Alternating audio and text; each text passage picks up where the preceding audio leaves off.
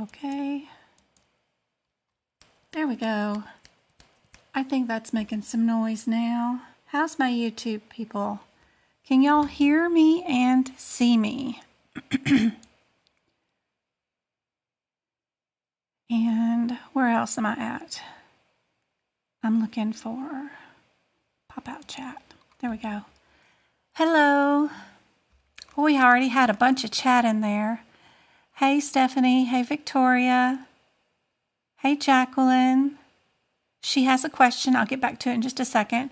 Love Muffin. Hello. Hey, April.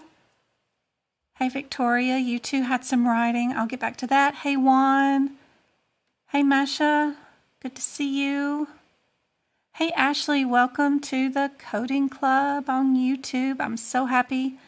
I hope it helps out a whole bunch. I hope you can utilize those workshops. I have 16 of them where you can just pause the video because they're back-to-back questions, and you can try to work out the question all by yourself. And then when you find the answer that you like, then hit play on that video. And that's a super great way of going through and practicing a ton of practice questions all in one. So let me type into chat. Let me see. Can you guys hear me and see me? Hear me and see me. All right. Ooh, yay. All right. Yes, yes, yes. Okay, let me go back to her question. Jacqueline had a question about, let me get TikTok on. Jacqueline had a question. Anyone know, anyone who knows, please feel free to answer. Okay. She went to a particular medical coding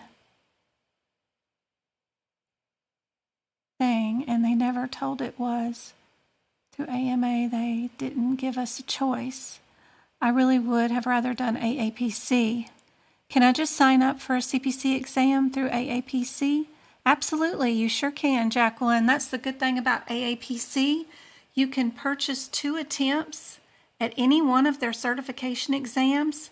So instead of paying $399 every time you want to retake the test, you can purchase 2 attempts, which is unique.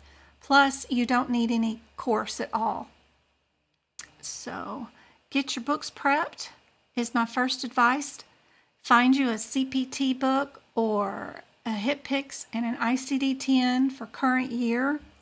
Cheaper than you can buying them from any college or anything. Go on YouTube, eBay, McCary, bookstores, online. Even go to your local Goodwill. See if anybody has even the 2022 or 2023 versions of any of those in there. Thursdays are dollar days. Be sure and go on dollar days. See if you can't find a cheaper version of those books. I do recommend getting the AAPC versions, if possible, on the ICD-10 and HCPCS.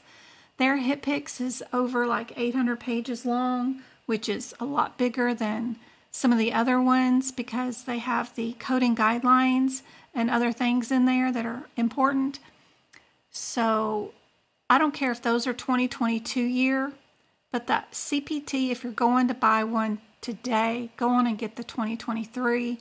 But do some searching on Google search and just change it to shopping and see if you can't find one for cheap. I got mine 2023 one from a bookstore called Book Run for $21 with free shipping. And it came with that extra E&M booklet. But that extra E&M booklet's got a lot of errors in it, so it's not needed or super important. But start out with the CPT book. Then you guys should go to, let me get the web browser thingy up here. You should go to my website, medicalcodingbyjen.com, and go to the CPT Book Prep page. Once you get your CPT book in, click on any of these pictures that are showing up. They'll give you instructions on what to do. This will help you go through your entire book and update it so that you can move some guidelines to the codes that it affects. You can update your anatomy, and you can prep those individual CPT codes if it's needed. And then, after you finish that, just start joining my lives. Monday, Wednesday, Friday. I do it for 2 hours here where we go in and we start doing some practice exam questions that either I write up or I purchase from somewhere, but try to rewrite them so that they are not too bad copyrighted, or they're super, super old and have been published out on Quizlets or something. But we practice the exam questions, and all you got to do is pass the exam. I do work in all certifications, whether it's a HEMA, NHA, or AAPC, whether it's COC, risk adjustment, CPC, whatever. I do pull questions from all those areas every time I teach now. I try my best to get something from every little area so that you guys are getting exposed to everything. And even if the questions are harder than what they might be on CPC or CCA, it's still a good thing, you know? Still a good thing to look at it, so that's pretty cool. All right, what I have up is the heart now. Let me see what else was going on chat real quick before I start teaching away. All right. Hello, Love Muffin.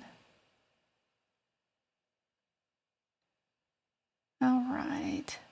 Somebody bought 2 exams and they're scheduled for, one is for $325, and then I'll have another attempt if you fail. I took it last year without studying and got a 68. 2 points away. That's a game changer. That's really good. That's awesome. I recommend, that's how I did it. I purchased 2 attempts and I immediately took the exam in person right away. Before I even knew anything about coding, or, well, I wouldn't say that, but knew anything about the exam. And I just took it right away just so I could audit the whole process of getting in there, taking the exam. What was it going to be like? What kind of questions did they ask?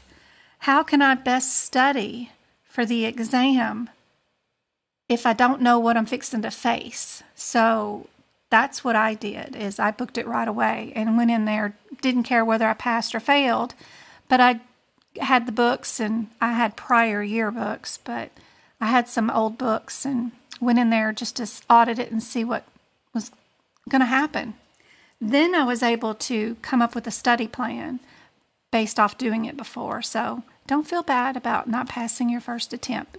Take it as a learning process. Hey, Grow Glow. How are you doing, girl? I miss your voice. Good to see you. Hey, Michelle. Hey, Emily.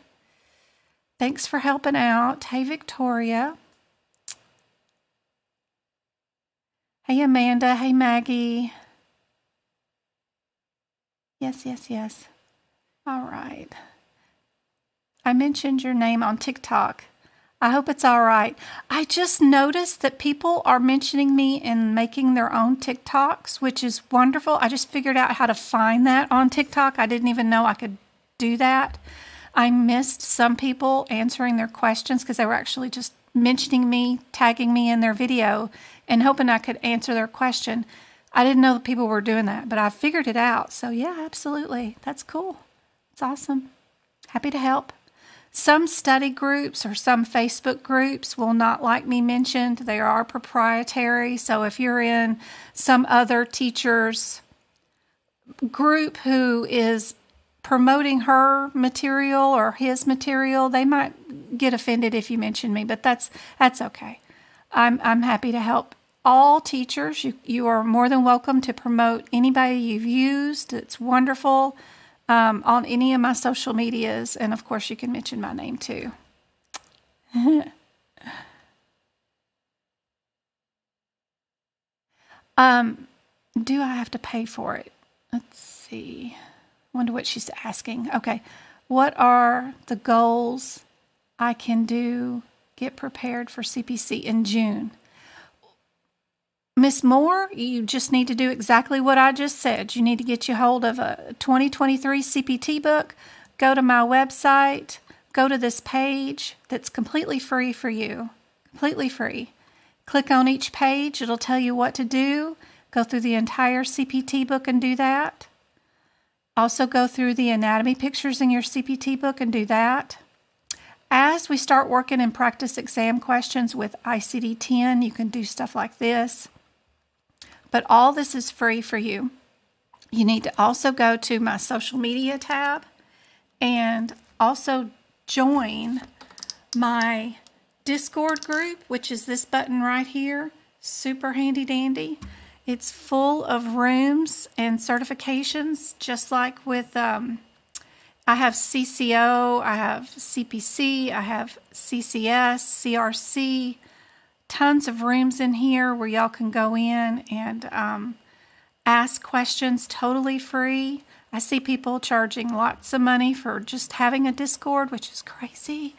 There's a guy I follow watching his Walmart deals, and he charges $50 a month for his Discord group. He's got 1,000 people in there, and all he's doing is showing you what's on discount for his local Walmart store.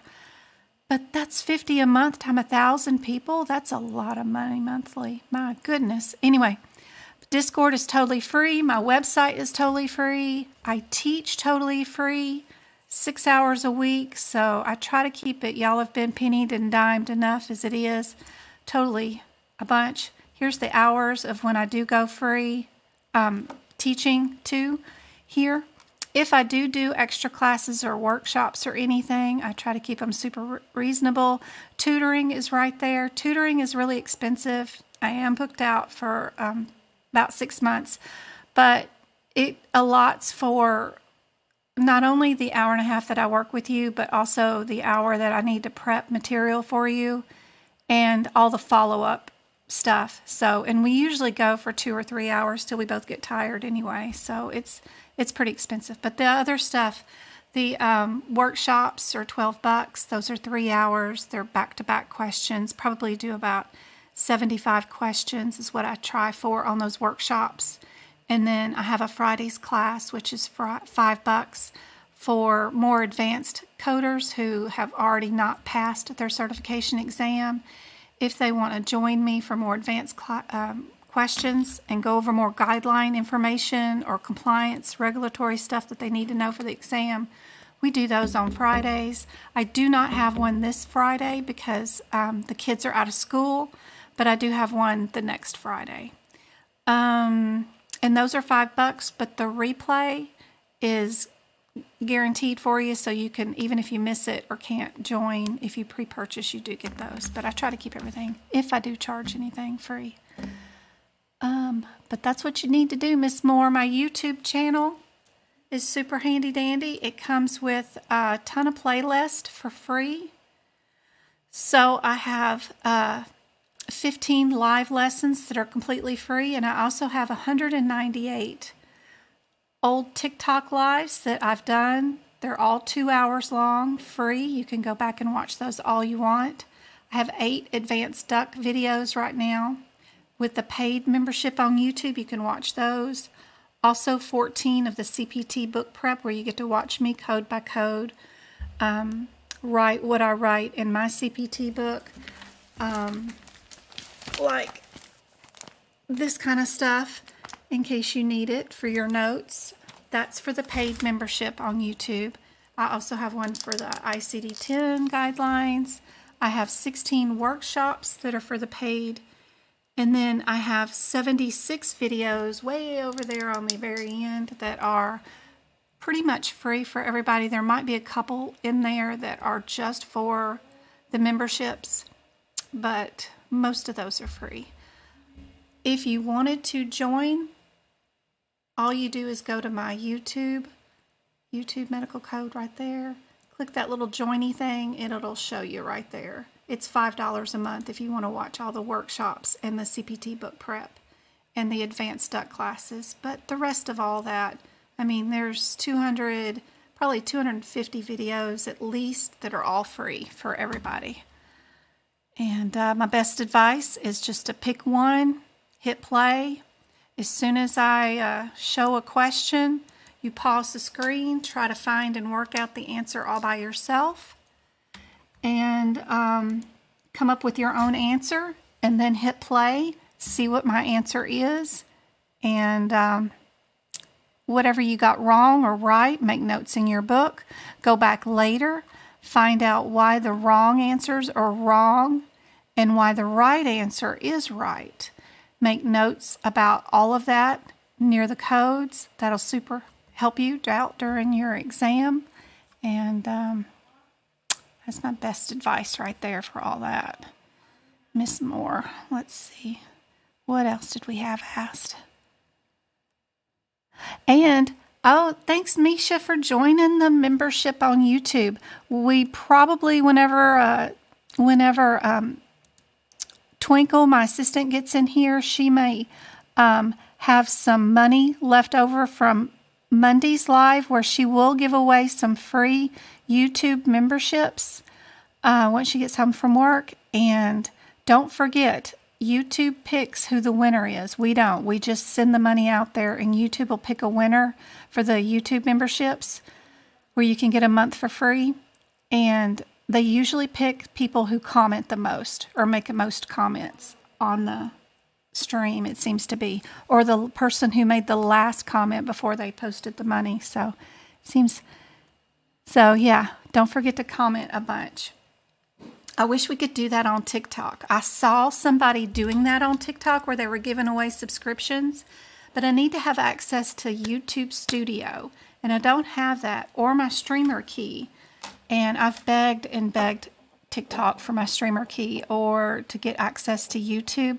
They're only giving it to gamers. They're not giving it to teachers. And if I don't show a video game and game on it, then they'll restrict my access to TikTok altogether, I think. But we'll see.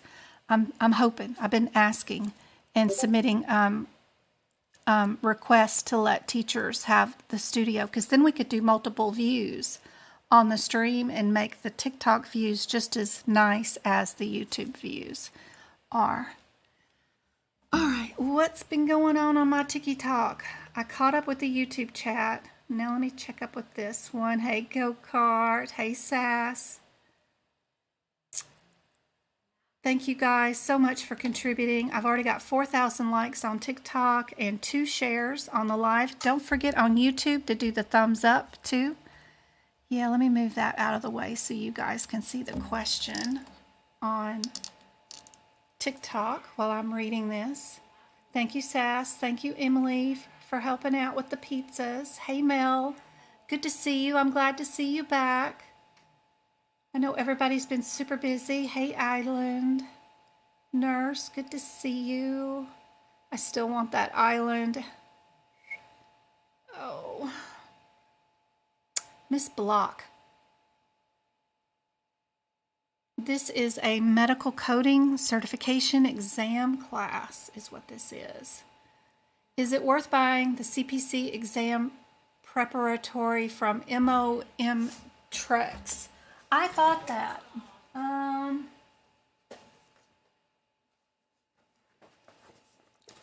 Now, these books are just stolen questions from AAPC's free monthly magazine, and they're formatted and horribly, they have the wrong answers. They don't come with rationale. Please don't buy these. These are horrible. This is how the answer sheets come. And half the time they're wrong. Don't buy that. Do not buy this. This is awful. All they're doing is changing the year, and they haven't updated it in over 12 years because it has ICD-9 questions in it. Don't buy this. They even have another one out with 2023 labeled on it. All they're doing is changing the flag up here. Don't buy that. Let me see. Is this the one with the bubbly thing? Is it this one that you're talking about? If it's this one's okay.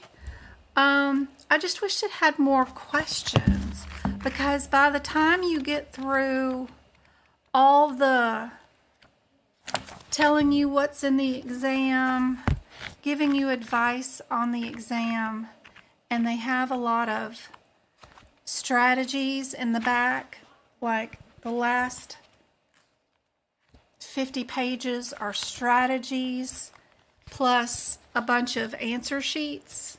Those are kind of neat, you know, having the answer sheets so you get used to bubbling, you know, if you're going to take your exam in person. But really, to have nitty-gritty questions in it, like, man, they only have like 5 E&M questions and, you know, 3, let me see, I don't know. They had a few more lab and path. They had like 6 lab and path questions. 1 or 2 radiology. I just wish they had more questions in it. It's a good book. It's okay. And they're written in the same format as AAPC. That one's okay. I really like PocketPrep Online because it comes with a app you can use on your phone. And you could be standing in line at Walmart or whatever, and it looks like this. This is what PocketPrep looks like, but you can also do it on your desktop computer. But it comes with a question of the day, and you can do it anytime wherever you're at. It also keeps up with your stats to tell you how good you're doing, that kind of stuff. You can also, it comes with 500 questions if you purchase it for $14 a month or $34 for 3 months. If you do get the 3-month one, then it comes with a pass guarantee, or they give you 3 more months for free. You can look up your weakest subjects. You can do them, you know, however you want to. They have way too many HCPCS questions. They have 45 HCPCS questions out of those 500. And usually 30 questions per other subjects, but they do every single subject. Like, they have all 17 sections of the exam, and you can pick, like, I just want to do anesthesia, or I just want to do compliance and regulatory. They do need to update it to get to the 2023 guidelines. But like, you can pick all 30 questions for compliance and regulatory. They have 30 of them. And I like these. They're written in AAPC's format. They come with great rationale. If you were just picking one of these, it's a difference between the 31 and the 32. Probably 31. Submit your answer. Nope, it's 32. What? I didn't even read the question, but they come with page numbers of where the answer is, but they haven't updated to the 2023 questions yet. So I can't wait for them to do that. So they're pretty cool. They got good rationale. I like PocketPrep. I need to get sponsored by them, but they say they're AAPC and they're using the CPC logo, and they don't have anything saying they're not affiliated with them. But you can check out your stats. I like PocketPrep, 500 questions. So quite a bit of questions for $14 a month if you're looking to buy some questions. But like I said, they're not updated to the 2023 stuff. So right now, some of their hernia questions will have been deleted because they're done a little differently, and we know E&M is done differently, but they've got all the compliance, they've got all the regulatory, they've got all the HCPCS, ICD-10, and all the other radiology and stuff that didn't change from last year to this year is all up to date. There's more than enough questions to give you time until they do update.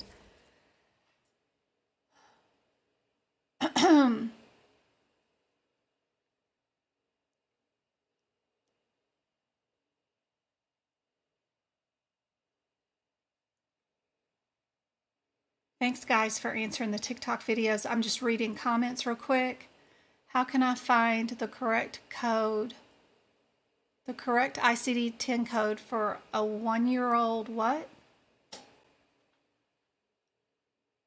For a 1-year-old code. Well, like everybody else, we use Google. in the doctor's offices, or we use our EHR system that has a Googleable system where we type in our parameters. I need a 1-year-old wellness exam, and then it'll pop it up.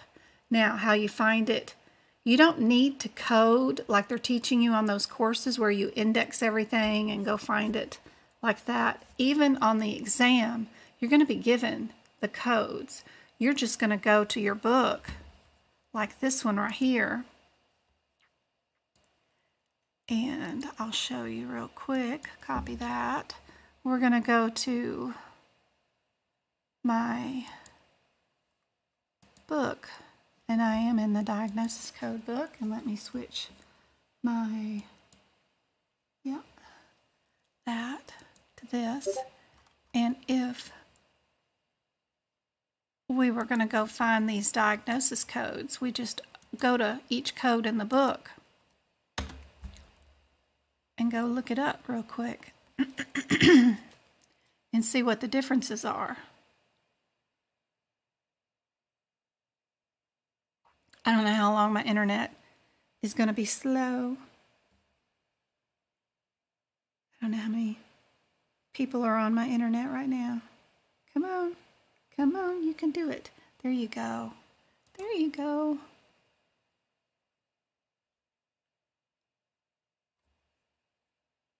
Slow internet. So we've got in our index that one. We don't need it in the index. I need to go to the actual code. There we go. So right here is for our very first question. We've got the 01, the 02, the 03, and the 04. So they're all the same thing. But what I like is because I've got the AAPC version of the HCPCS, what's our difference is written in the green. I don't have to look up anything or read anything. I wish our CPT book was like this, would highlight what the differences are in the codes. That would save us a lot of trouble. But for now, all I'm going to look for are these words. Is it a jux, posterior, peri, or para? So then we'll go back to our question. There we go. And we were para, so we know that's number 4. All you need to do for the exam is to be able to pick out the correct answer. You don't need to know how to code at all. You just go straight to the answers, go straight to those codes, find out what your differences are, which is wonderful when it's the ICD-10 because they're highlighted in the green. Make mental note of that, then go back to your question and do a 1-word search through your question to find out what your answer is. Now, why I had up the cardiology picture was because I had another one of those fill-in-the-blank things I've been doing recently that was kind of fun, guys. And I didn't know if you guys wanted to do this one. Woo! That's a big old heart. Let me see. Ebook? Yeah, that's probably too big. Let's go down this way. There we go. Can everybody see the heart, or is that going to be too small? I can make it big and we can scroll about if y'all need it that big. But I've got all the fill-in-the-blank words down here if y'all wanted to do one of these again. But I don't know if that's too big for y'all. How's that?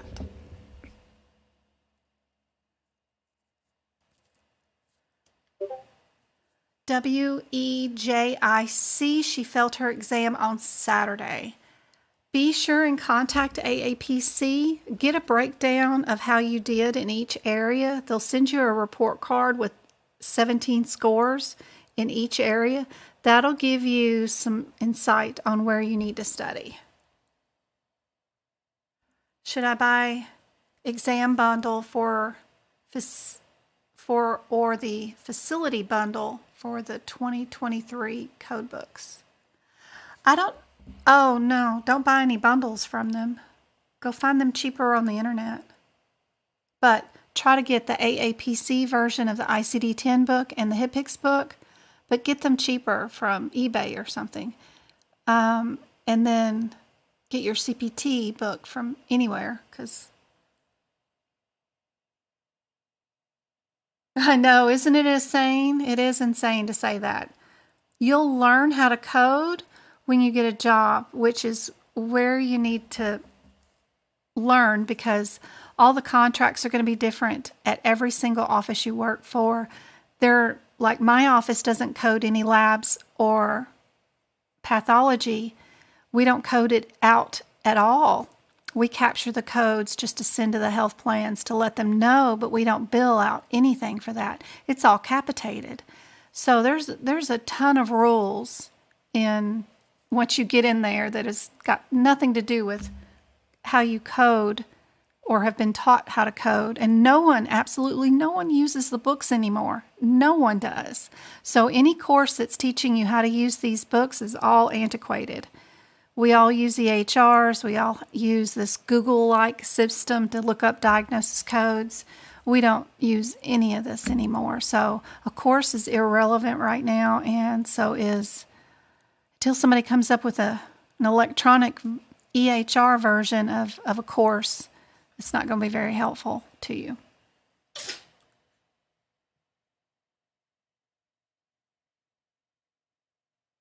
Where did you buy PocketPrep? I went to PocketPrepcom. I think, do I have a link to that one? Let me see.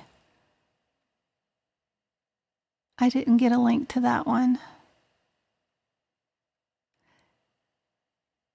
I don't have the link to that one yet, but I do have the link for the YouTube subscription in case anybody was wanting it. I'm going to post it into the YouTube chat. And then Pocket Prep should be easy because it's just PocketPrep.com. Just go there and then click medical, and then you'll find AAPC is the top one. They owe me a bonus this year. I have sent so many students over there to them. Oh yeah. In my Discord group, please join my Discord group, which is in my link in my bio here on TikTok and on the YouTube channel. You have a clickable link there. My CCS and CCA people, you guys have your own practice room in here where I help post questions for you guys to practice. So there, and other people do too. So you have, I love, yep. I got to get me one of those books. I even have purchased a lot of you guys' books too from here, but these are practice questions just for you CCS and CCA people with the answers, stuff that can help you out for sure. Be sure and join my free Discord group. It is super helpful. You have to go to your phone app place, download the Discord app, which looks like Mickey Mouse's britches to me, but people say it's for, it's a gamer controller, so it's like for gamers. Download that app, make your own account on it, and then click on my link in the social media tab on my website or here on YouTube. It's right there with I've got the little Mickey Mouse britches way over here at the top corner too. It's over there. Everything so you guys can just click on it and join. But let's see about this heart. How can we fill in all the blanks for the heart here? Oh, let's see. Can you guys see the heart? Are we okay with this size? You're welcome, Go-Kart. Girl, I got this lady making me up the mock-ups of the cups tonight. I'm excited to go look and see what she's done. And I'm ordering 25 of each cup. But now I just thought of a way where I could make both cups onto one cup. So I'm probably going to have her redo it. I'm always auditing myself. But anyway, we're making a deal to get 50 of the cups right away. And I've already agreed to her price. And she's going to put the stickies on them and everything and send me the cups. So It's going to be cool. It's going to be cool for you guys. All right. What is the big red thing? Why don't we just start there since we're here? We got this big red loopy thing up here at the top, and it looks like it's going to this box right here. What would that be? What would they call that? I know it's artery. It's red, so anything red isn't... Blue is going to be, you know, ventricular or venous. So anything that's blue will have veins in it, and then the A's will have the red in it. So that's super cool. I wonder if they call it... Do they call it the arch, or do they call it the aortic valve or the aorta? I wonder. Do we see an arch anywhere, or are they just calling it the aorta? Never know. Hi, Danny. Thanks for joining the YouTube club. Thank you so much. I hope it helps out. Grow, glow, you too. Awesome.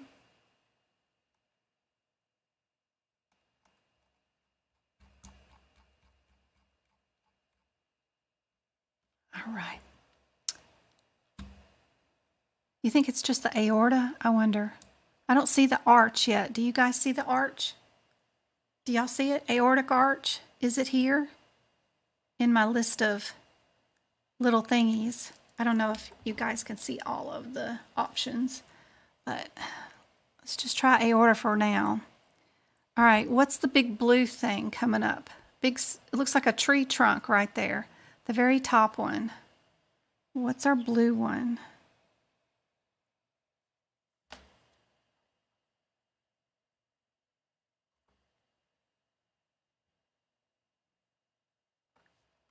The big blue tree trunk.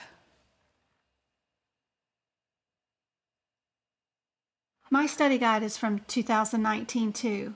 It's perfect. Open it up, page 1, Business of Medicine, tells you what parts are in AAP or in Medicare.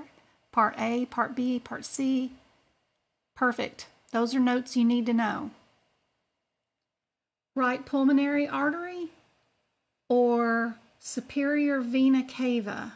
I have those two answers on YouTube. I have left ventricle or superior vena cava. So the big tree trunk, I think, is superior vena cava. Do we have that?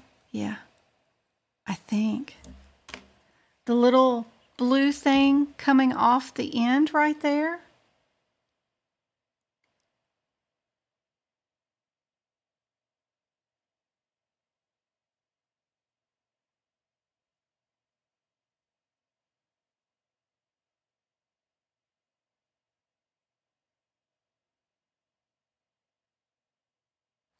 Ooh, I can open up my... And don't forget, you've got a page in your CPT book and, of course, pages in your diagnosis code book that have pictures of the heart. Oof. Right pulmonary artery, even though it's blue. Oh, good Lord. Even though it's blue, it's going to be artery, okay? What about the two little red things coming off down here on the side? The two little red things right there.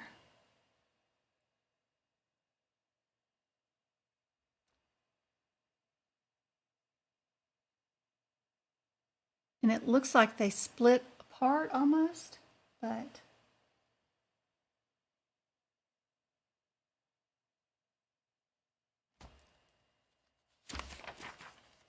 pulmonary veins. Pulmonary veins. Okay. Look how this one's singular and this one's plural. Singular, singular, plural. One way to help us out, huh? All right, this big chamber right here. Big red chamber.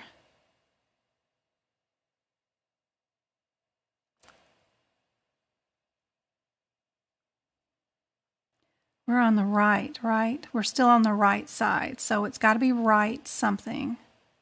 Right ventricle, right atrium. Who did what? What are we congratulating people for?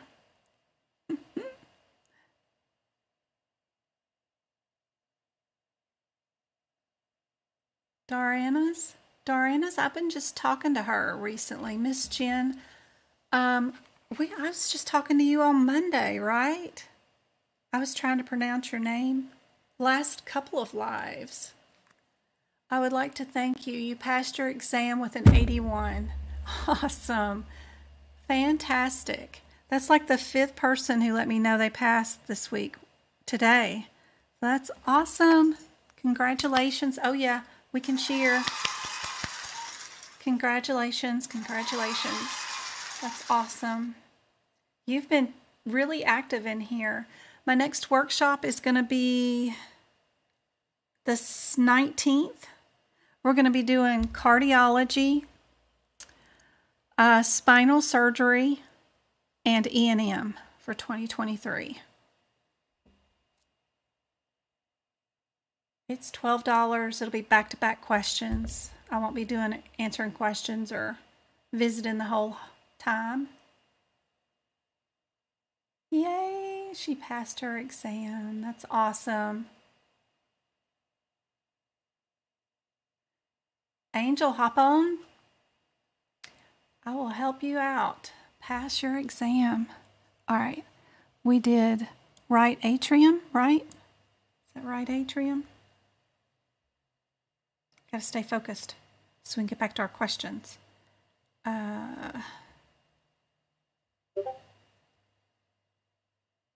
What else is next? What's the white sticky stuff it looks like between this one and that one? What is that?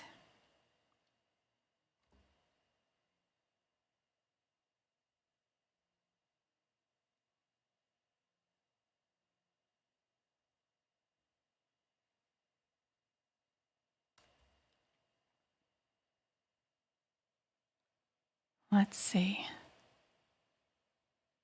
That right there. And then this. Yep, we got right atrium. What's the white sticky stuff? Looks like it's sticking.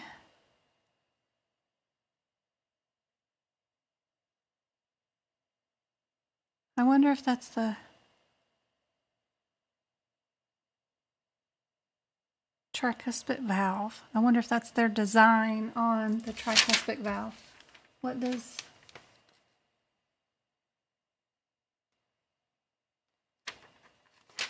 Trying to see. Might be their version of the valve, what it looks like, right? I don't know. Very different. What's this?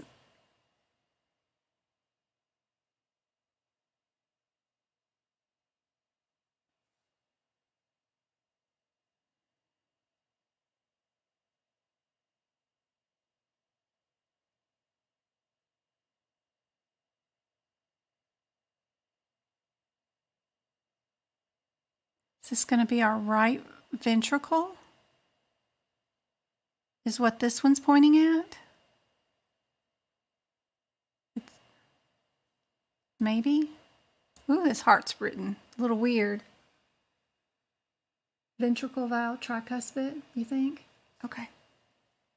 All right. What's this blue thing hanging off the bottom end down here?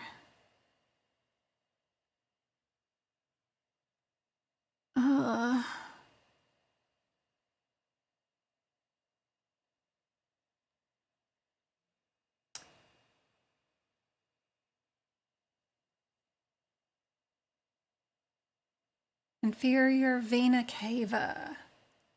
Miss Ange says, trunk. We've got trunk. Oh, pulmonary trunk. Let's see. Inferior vena cava.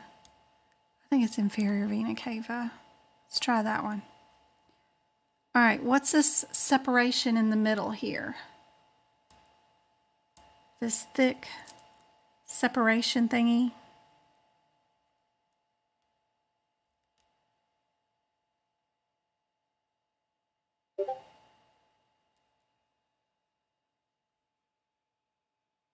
Hey, Rosa. Good to see you. Rosa gave a bunch of super chat in YouTube the other day, or subscriptions, gave away a bunch. It was awesome fun. Whenever Twinkle gets off work, she should have some money for some of that today too, because we got some super chat money on Monday. Ventricular septum. Let's see what they have. They have interventricular septum. You think that's what they're calling it? Inter?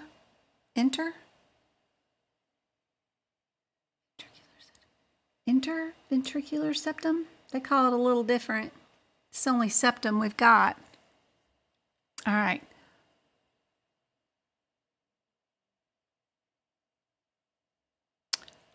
Let's move up here to the blue thing coming off the top up here.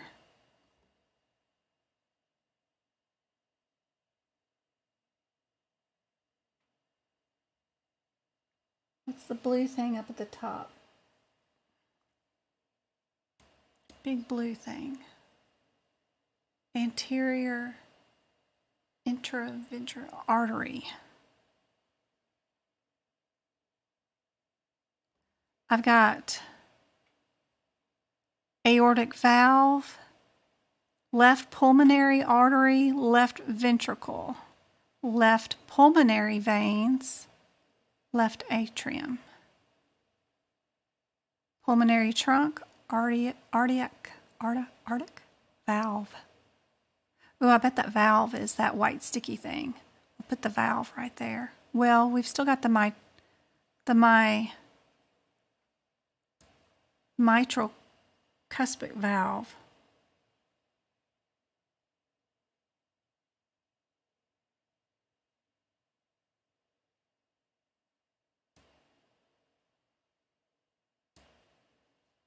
Don't know. We'll figure that out in a minute. Bicuspid. We got pulmonary artery. Pulmonary artery. All right. Our big chamber up here is left atrium, right? Yep. We could put left ventricle down here. Now we just got to figure out the sticky stuff. This looks like a bra. I don't know what that's holding, but it looks like it's a bra, but with a side over here of something. And then we have the other thing. Let's see, we've got left pulmonary veins. That's plural, so we can add that to those two red things sticking out. So now we've got pulmonary trunk, mitral valve, aortic valve, and a pulmonary valve. That's what all these things are. Yep.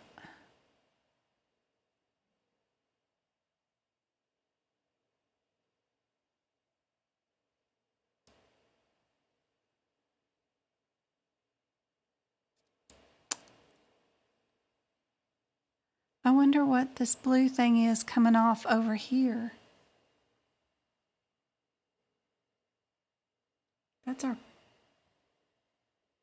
What's this one?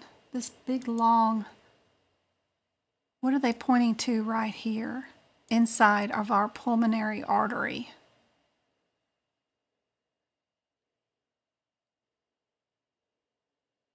Is that a trunk or the valve? I think it's the trunk.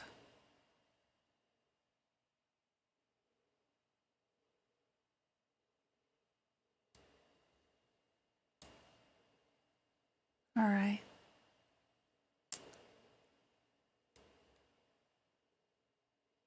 Then we've got to do our pulmonary valve, our aortic valve, and our mitral valve. Are we going to put them in alphabetical order? That's nice. If we could, is that correct? AMP? Or how would we do those? The bra looking thing is the bicuspid valve. We don't, yeah, could be. Bicusp has 2. That sounds good to me. Let's put that down there. So which one's pulmonary valve and which one's aortic valve is all we have to decide. Does that look correct?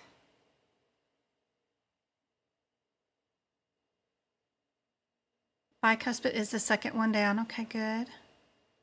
Nope. It's that one.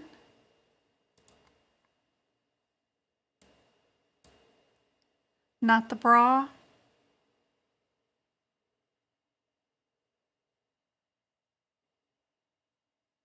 Yeah, the bra is the, isn't that the pulmonary valve? Yeah, pulmonary valve is the bra looking thing. This one kind of looks like 2 sacs. I don't know. Mitral valve. That was the one that gives people the most trouble. And then we've got our aortic valve. Anyway. Bicuspid is the second one down. Okay, good. Pulmonary valve. All right, you think we got it all correct? Thank you for tapping the screen. We've got how much? 9,000 likes on the TikTok live and 4 shares. Thank you guys so much. That's awesome. Thank you, thank you.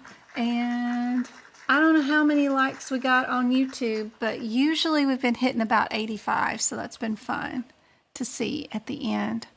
Let's hit our check mark. Bicuspid is the one below the atrium and the ventricular.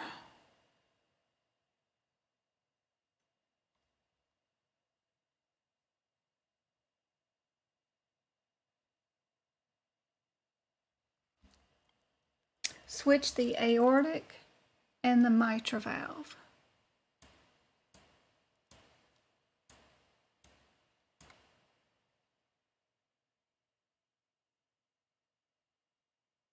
Yep. Our aortic valve is the side piece. Also supposed to kind of look like a bra, but it's different. So yes, you are correct, one. Good job.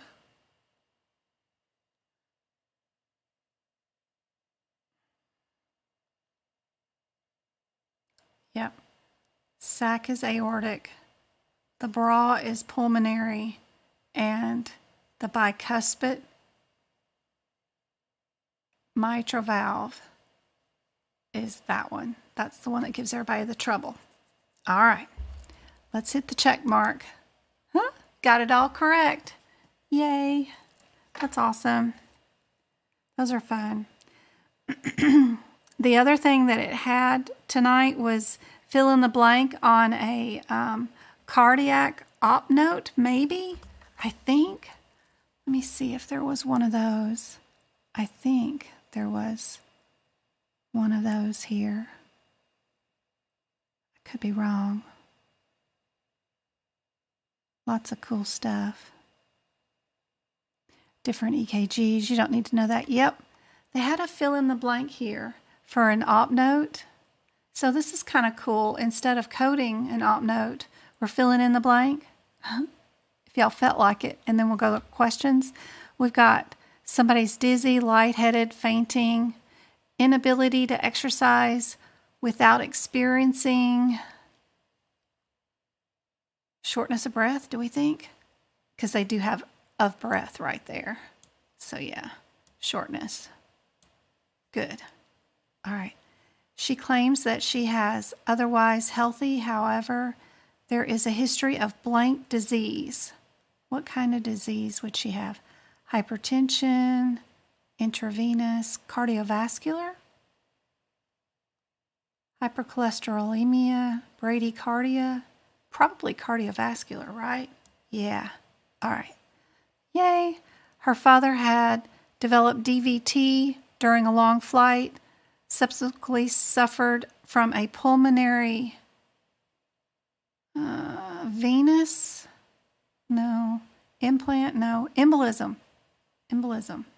I bet that's it. Pulmonary embolism? Yep. Her mother had idiopathic intracranial blank. Intracranial hypercholesterolemia, bradycardia, hypertension. Her mother had idiopathic intracranial, I think it's hypertension.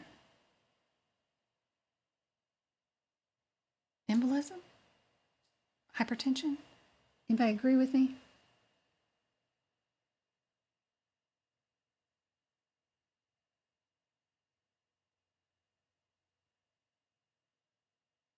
Medication management?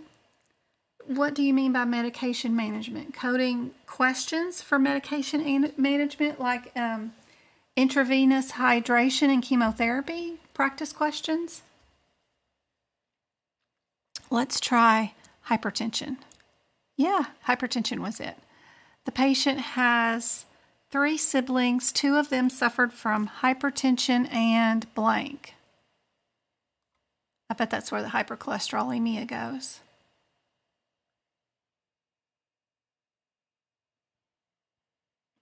I do have those, Rosa. I did not prepare any of those for tonight, but I can do some on Friday. I did some recently in some of my lives, like, I don't remember what day. I have to go back to writing in the headers of those videos. What did I discuss that day?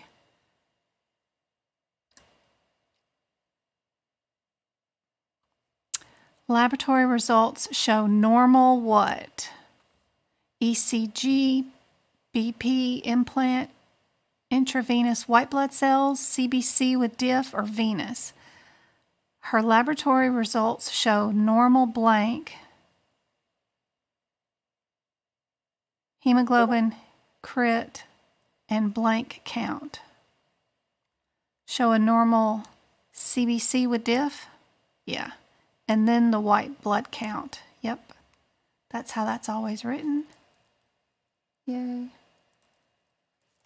So the last things I have is ECG, bradycardia, BP, implant, intravenous, and venous. Her blank is 180 over 110. What would be 180 over 110 from here?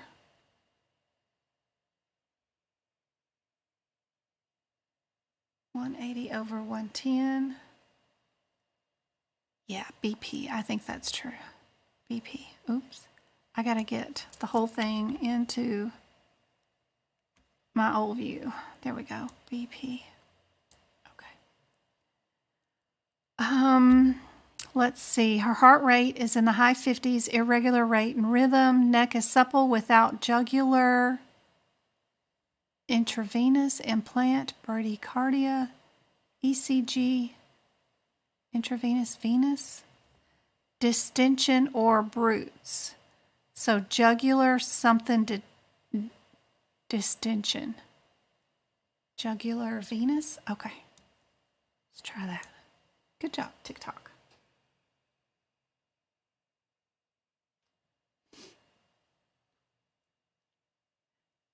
I have no idea. It's from college, from one of my college EDUs, and it just says medical terminology is the name of the book. Chapter is cardiovascular. So it's just one of my EDU books. I don't know. I suspect the patient suffers from blank and needs a pacemaker to regulate the heart rhythms. Suffers from ECG, bradycardia, implant, or interventions. It's got to be bradycardia, right? Suffers from bradycardia? Yeah. All right, and the last 3 things are ECG, implant, and intravenous. So she was moved to CCU, will be treated with blank nitroglycerin, implant or intravenous? Implant or intravenous?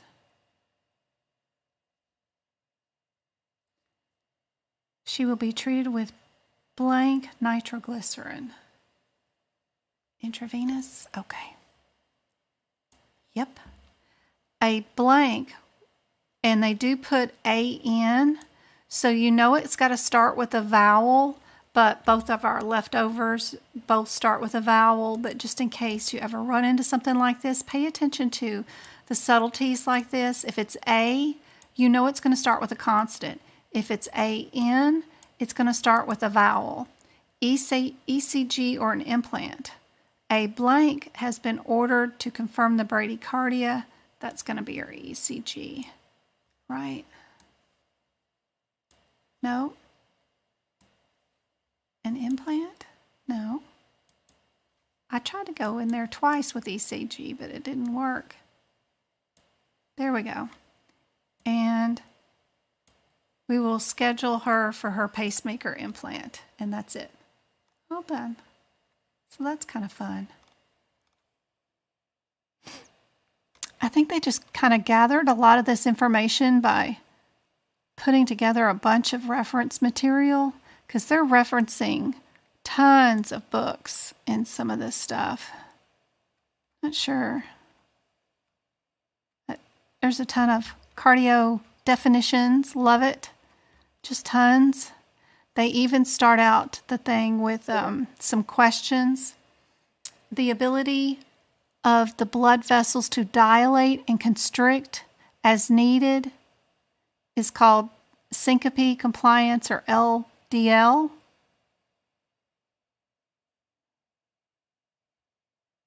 can test yourself. And then they got some reference material. Look at all the references they got. Image references are crazy.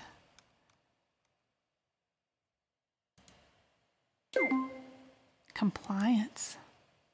A disorder in which too many red blood cells are produced is that poly, mitro, great vessels.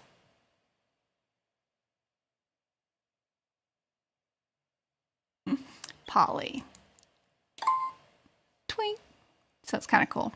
Anyway, let's get back to the questions that I wrote for tonight. I didn't write this one. We did get our 04 for this one. I do have all the different definitions for all those diagnosis codes, but this one too, I also did not write. Which code is used for hyperbaric oxygen therapy? So we've got all these 5s right in a row. So I would go to our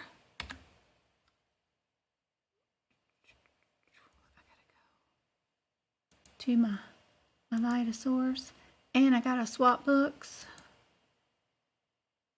because we're no longer in the diagnosis code book. Again, I recommend getting the AAPC version. I don't care if it's this year or last year's, but get that. That coding workout book is really good for UAHEMA people for sure. That's a good book. I like that book. Here's our CPT. And we'll go look up that CPT code. 500. Right there.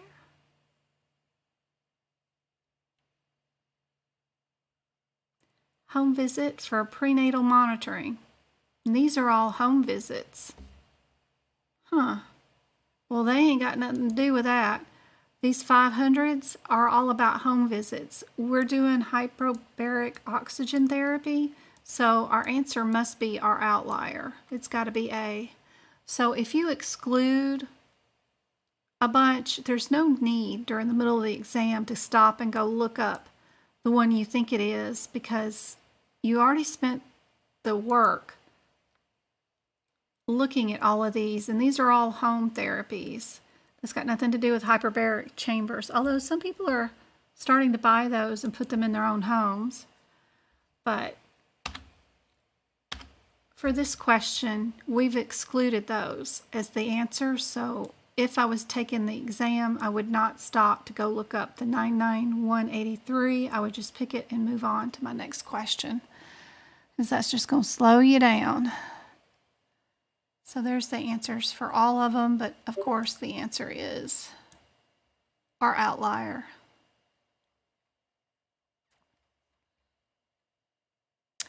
X-ray of an upper arm. Which bone is affected by that one?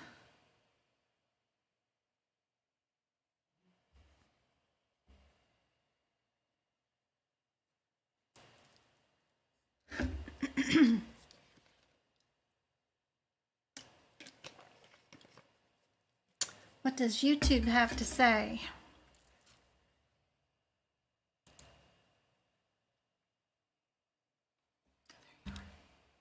Anybody on YouTube? Everybody saying C? Okay. Upper arm is your humerus. Good job. Radius and ulna are in the forearm. They're considered lower arm. Humerus is considered upper arm. Which of the following Medicare parts covers inpatient hospital care, skilled nursing facilities, and home health care? Part A, B, C, or D?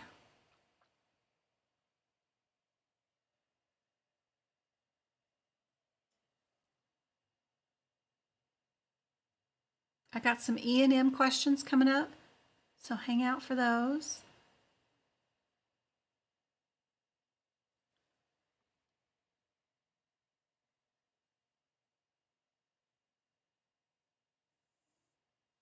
Everybody saying A? Okay. A is correct.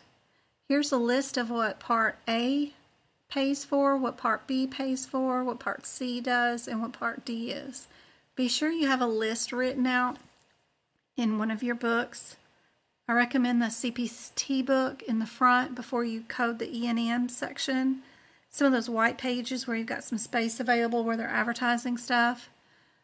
Even though you might know what you know and you think you know the answer, sometimes you get in this exam and your mind just goes blank.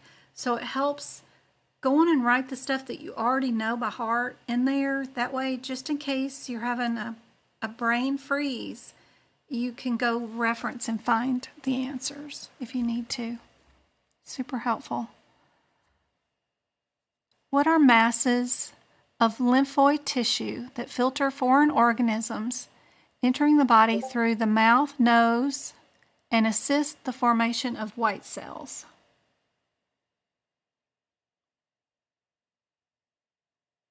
Vessels, nodes, ducts, tonsils.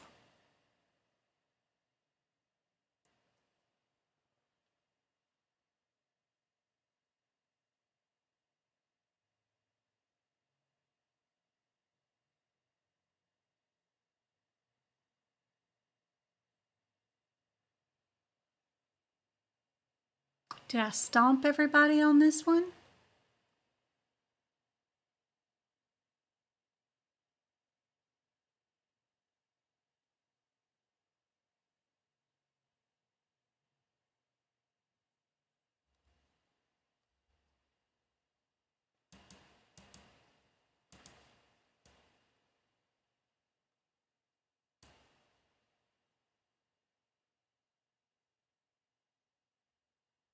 Yeah.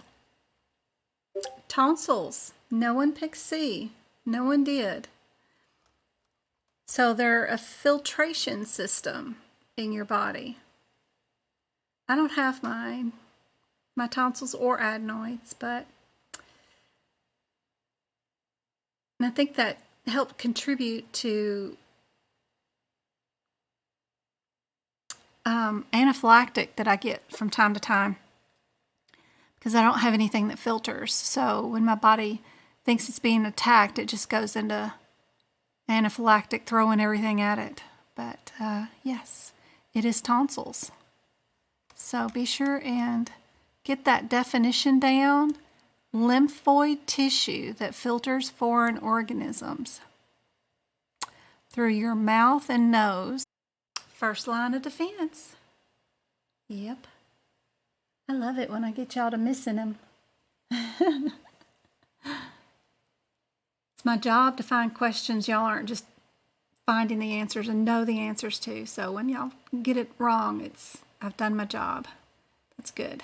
Good thing. All right. ICD-10 is divided into how many sections? You got to be sure. I like the emoji. That is so cute.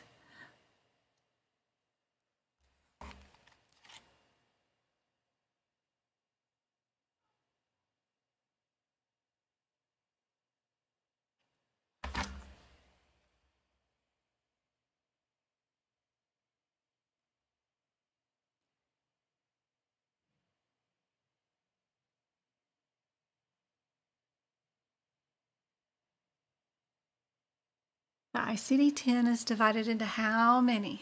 Thank you, Go-Kart. Yeah, the white blood cells threw you way off. Yeah, good. It was supposed to. That's awesome. 8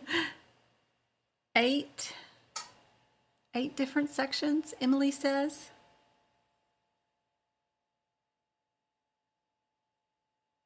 Y'all are thinking too hard on this one. Way too hard.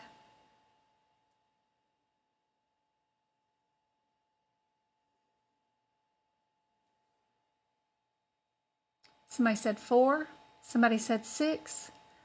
Back-to-back questions that y'all are getting wrong. Oh, Miss MK for the win. And who else was that? Heather. Heather got it right too. 2. We have indexes and we have diagnosis codes, right? That's all. Simple but deadly question. Just 2.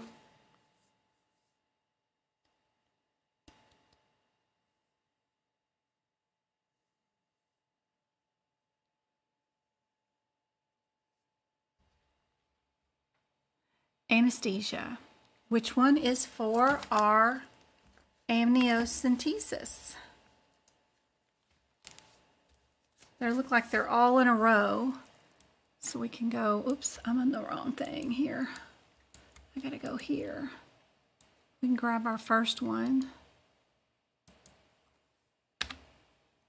And we can go to our book.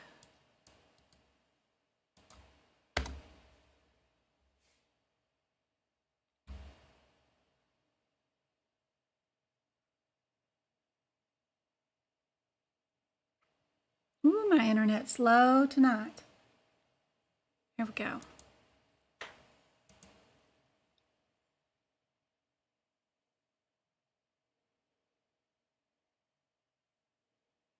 Lord, Lord, it's like dial-up. Some days are better. I told you those internet people were in my yard. I came back home Saturday night, and they were like, we're fixing the internet. I'm like, my internet's fine. Don't touch anything. It's perfect. We got 82, 84, 86, and 48. Whatever numbers I just said, I butchered them, I'm sure.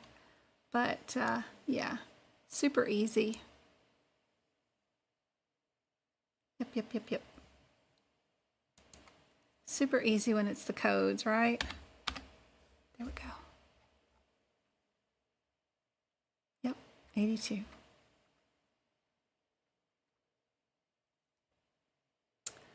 You guys tell me what the answer is. I'm not going to tell you what to do other than please don't read the question. If you're already reading the question, you're doing it wrong. Be sure and go to each CPT code. Figure out what your differences are in those CPT codes.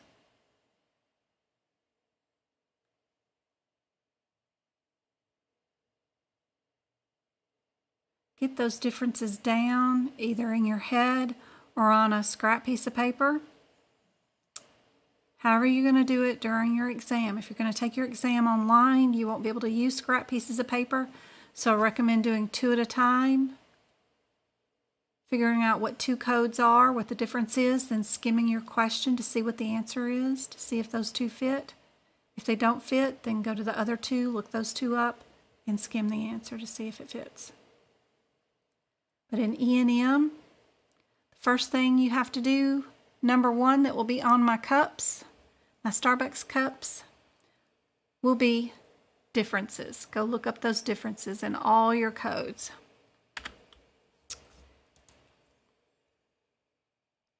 Second rule is sentence. What's the last sentence say to do? What E&M code is reported for this visit? Okay, find out what your last sentence says. That's number 2. Next thing is look for your keywords.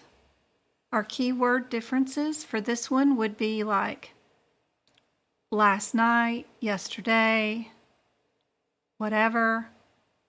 This would be admitting orders right now. Same thing here.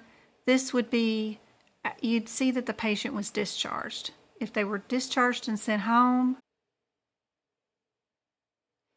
last 2 days means that the patient's already been admitted. I can't use B or C. Get rid of those. My only one that's subsequent is A. So my answer is A.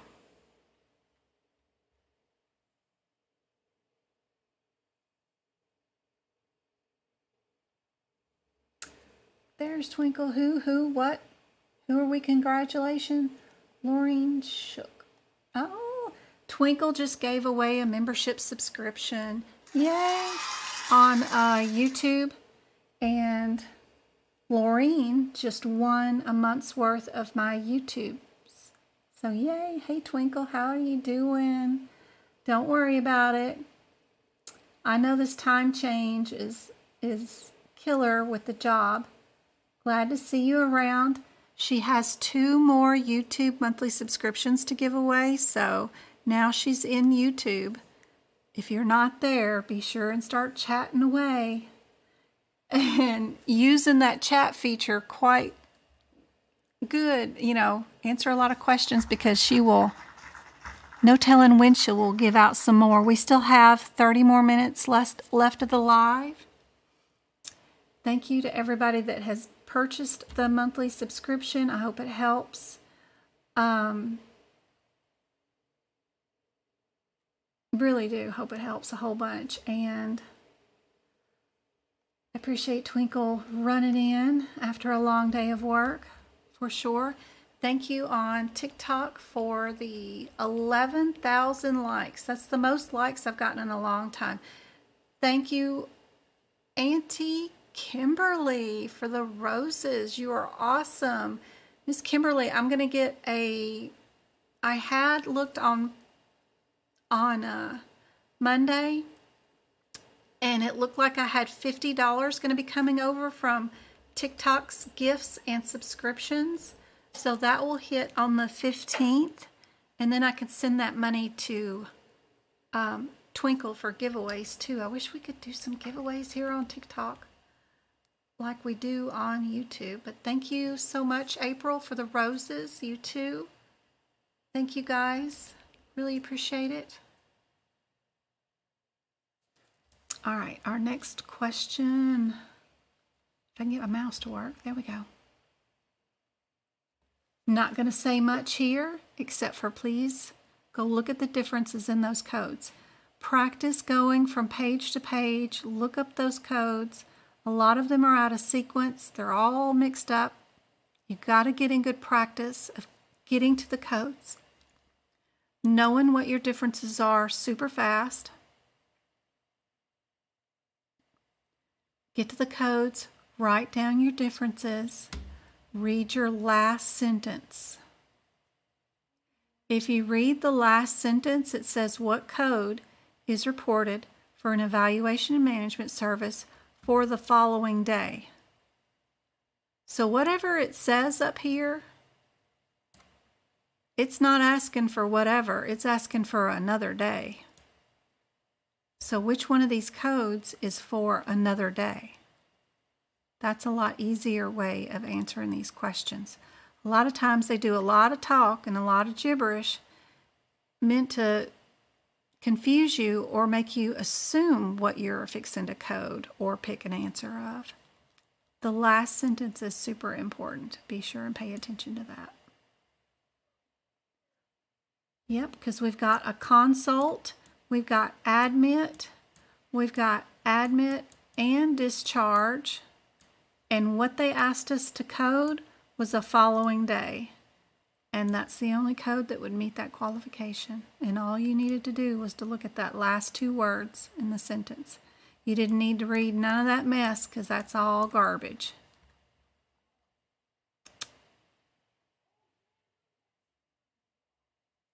If you do the 4-hour exam in 3 hours, that's a really good indicator that you might pass, because you're not reading the questions, you're not staying there till time runs out, you're not utilizing even more time, like 5 hours. You are just using my method of looking up the differences, only skimming for the differences if needed. A lot of times you can tell what the answer is even without even looking at the question sometimes, which is helpful.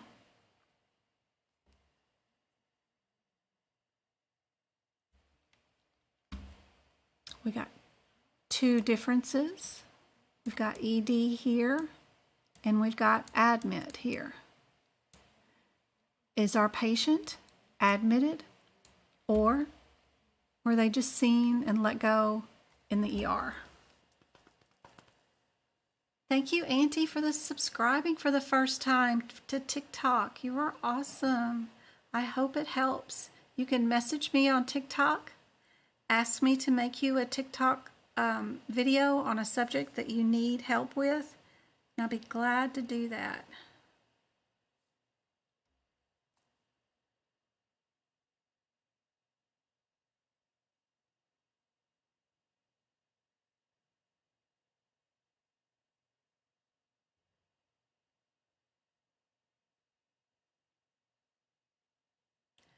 Try again, MK.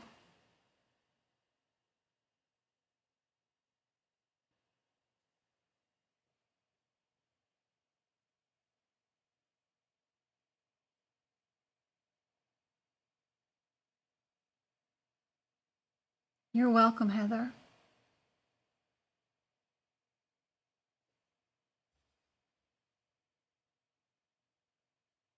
Definitely try again, Rachel.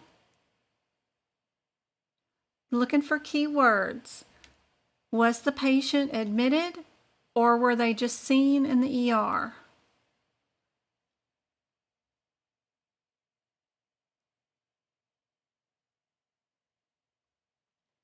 We do have the patient was admitted to the hospital. That lets us know it's not A or B. We need to match our MDM, which is moderate. Moderate goes with 22. That's all there is to it. Low would be straightforward, or low would be our 21. 22 is moderate.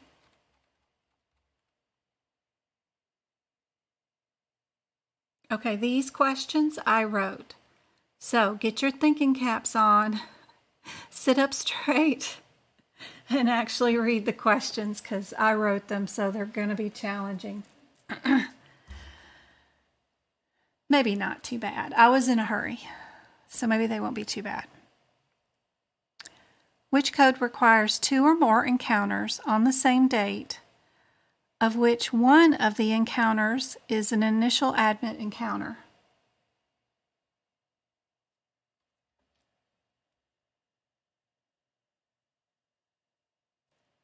Username, please. Thank you for the follow. I hope I can help you out.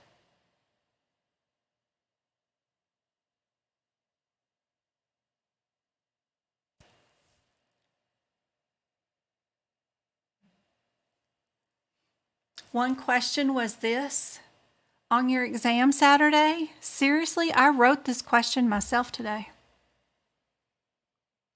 I was just reading the guidelines.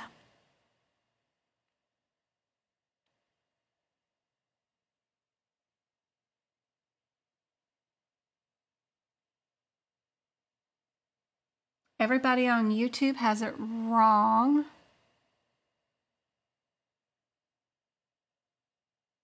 I don't see anyone on TikTok with the right answer yet either.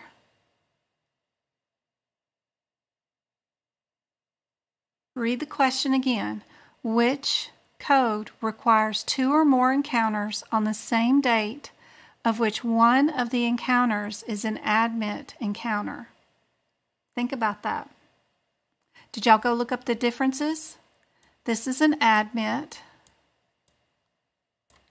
This is an office visit. This one's an admit and discharge. This one's a discharge. Did y'all go look up your differences before you thought about the question? Which one requires 2 or more encounters on the same day, and one of the encounters is an admit? There you go, YouTube. You got it now. Good job, Zeta. If you're going to admit and discharge a patient and have multiple encounters on the same day, you're going to have one of those combo codes, which is the 234, 235, somewhere around in that area.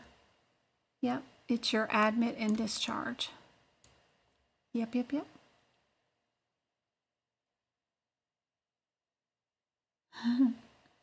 Yep. Same day. Yep. Yep. I read the guideline and I wrote it out like the guideline writes it. So it's very wordy and it's just highfalutin words thrown together that don't make much sense. But if you just take it one thing at a time, write down your differences. Admit, office, admit, with discharge, just discharge. And you're looking for 2 encounters. Same.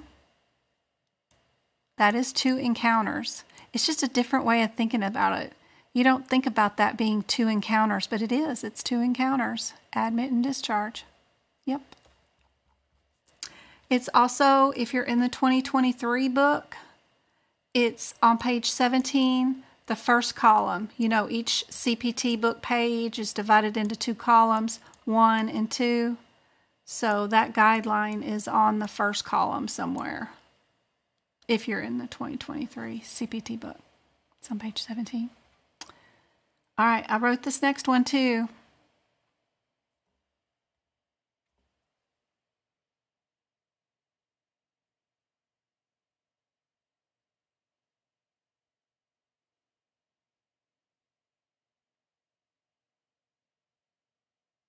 Twinkle was able to give away those subscriptions today because we had a lot of super chats.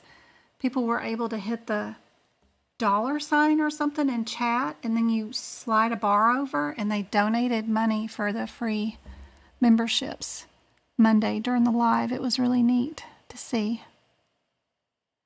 This one I wrote in the same genre area when I was reading some of the guidelines. Observation discharge includes all of the following except for what? One of these is not included.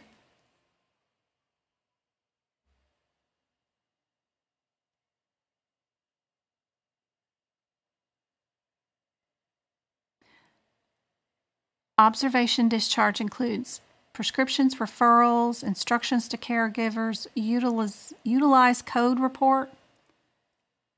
Like, do you get an itemized bill at the end of the day when you get discharged to know what they're going to bill you? That's what that code report is. So yeah, it's D.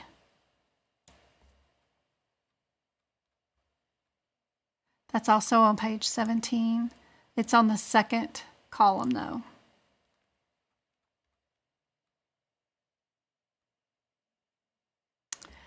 How many consultations may be reported by a consultant per admission? as many as needed to help save and stabilize the patient. 1, 2, or 3.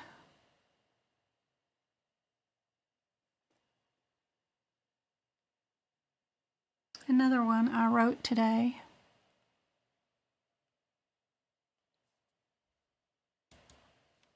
I mean, what if you have a patient with a car wreck and comes in with, a torn aorta with hypertension and kidney disease and already had a transplant and their body's tore up. You need an orthopedic, you need a nephrologist, you need a cardiologist, you need all these consultants. How many consultations may be reported by a consultant per admission?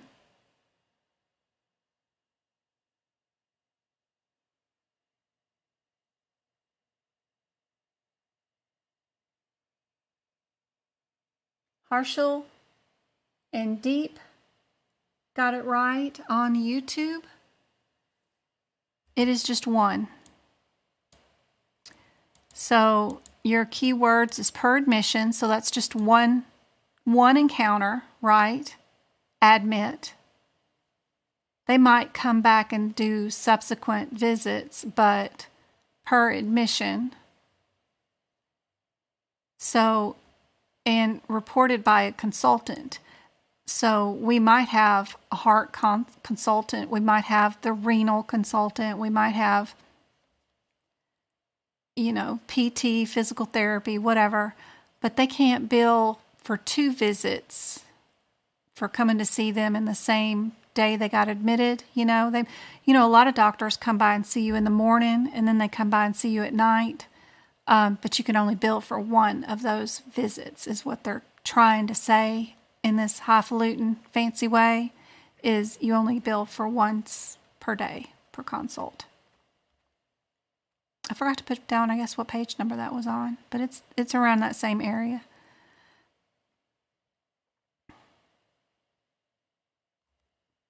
All right, there's your next question. Y'all be sure and go to the CPT codes. Look up your differences first.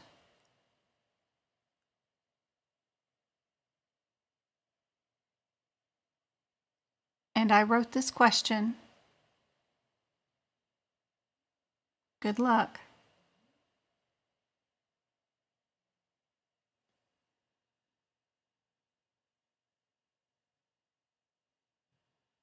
Yep. Miss Rue? Yes.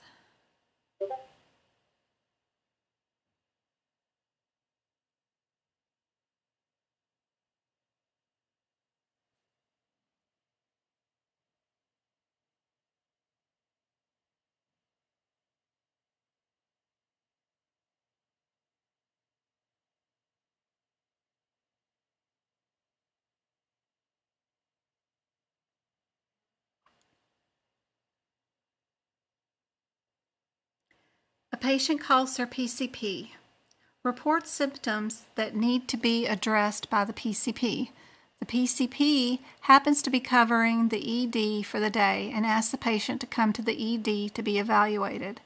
The patient sees and is treated by the PCP in the ER, ED, whatever you want to call it, for exacerbation of asthma due to the patient recently being on vacation and not utilized all refills of their medication since they were out of the country. How do we code today's visit? Are we going to code? I probably could have put better answers in there. An admit hospital, an observation, admit discharge. I probably should write, instead of a 5-4 and 8-4, the ER visit, because that was a mistake. ER visit or an office visit.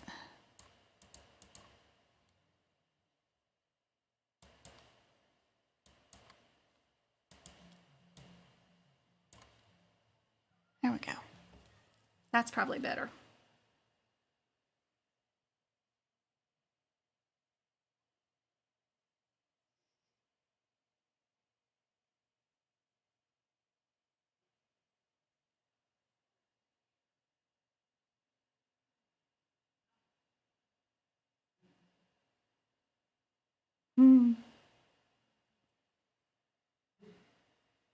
See.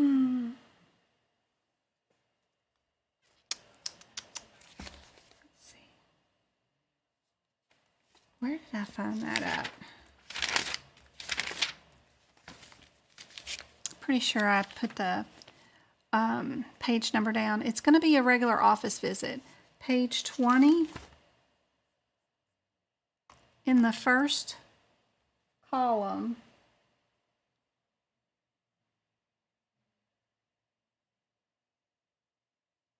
yep, let me see. I can't show it to you guys. Oh, I can show it to you on YouTube. Hold on guys, and I'll show you the answer. I'll show you where I found that guideline. Yeah. So let's go here, and let's go here. I'm going to be right before the ER visits. Okay.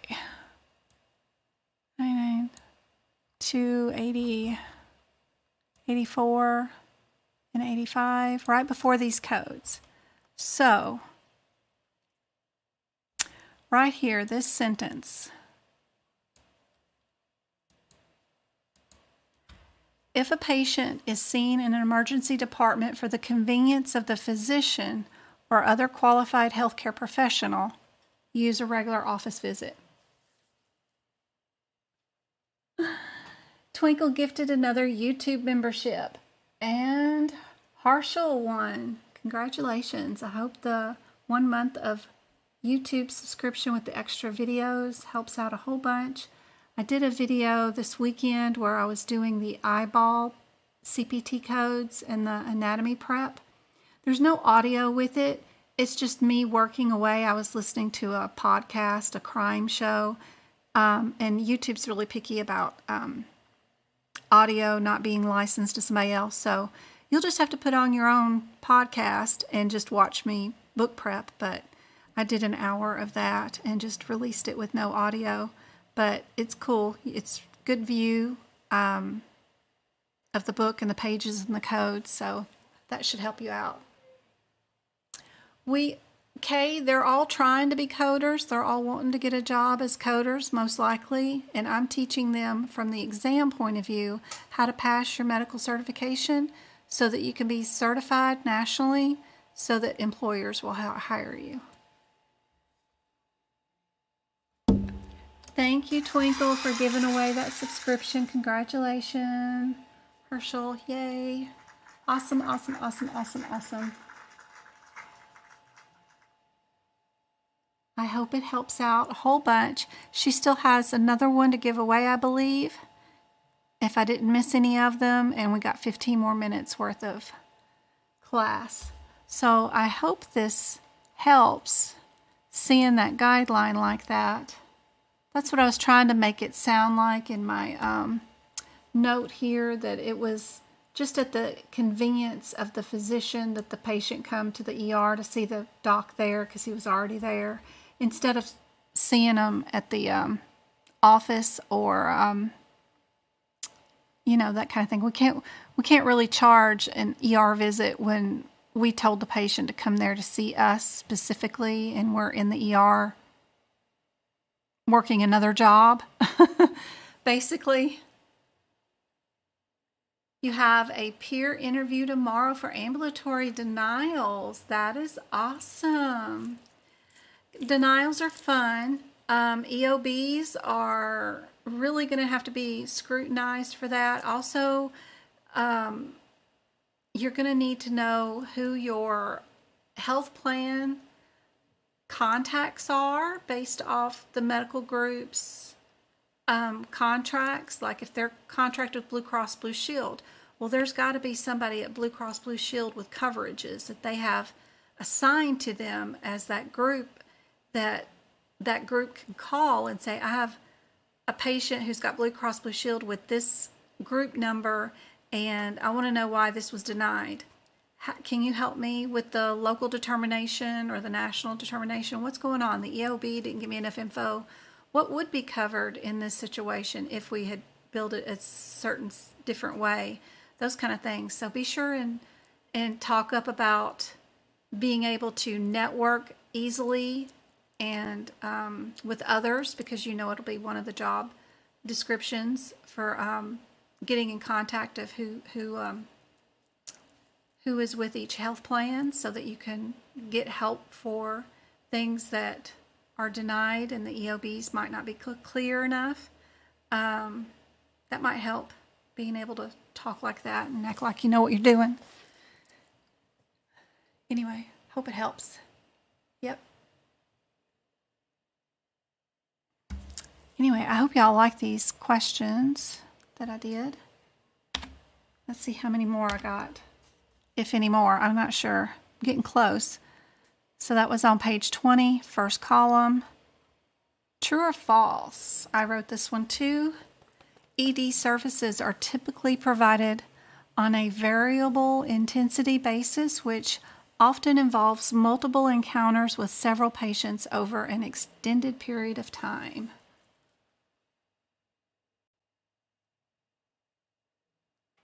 For Cigna, yep.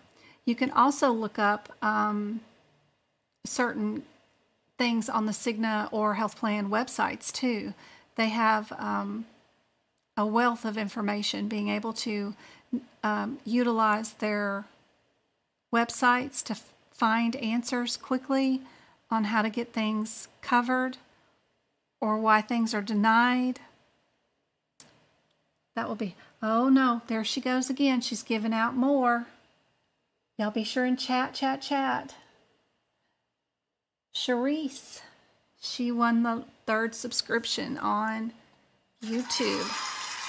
Congratulations, dear. I hope it helps. Yay.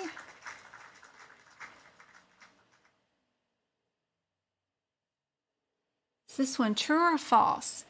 ER services are typically provided. It's just highfalutin fancy words. Think about it. What the sentence is saying. ER services are typically provided on a variable intensity basis, which is often involved in multiple encounters with several patients over an extended period of time.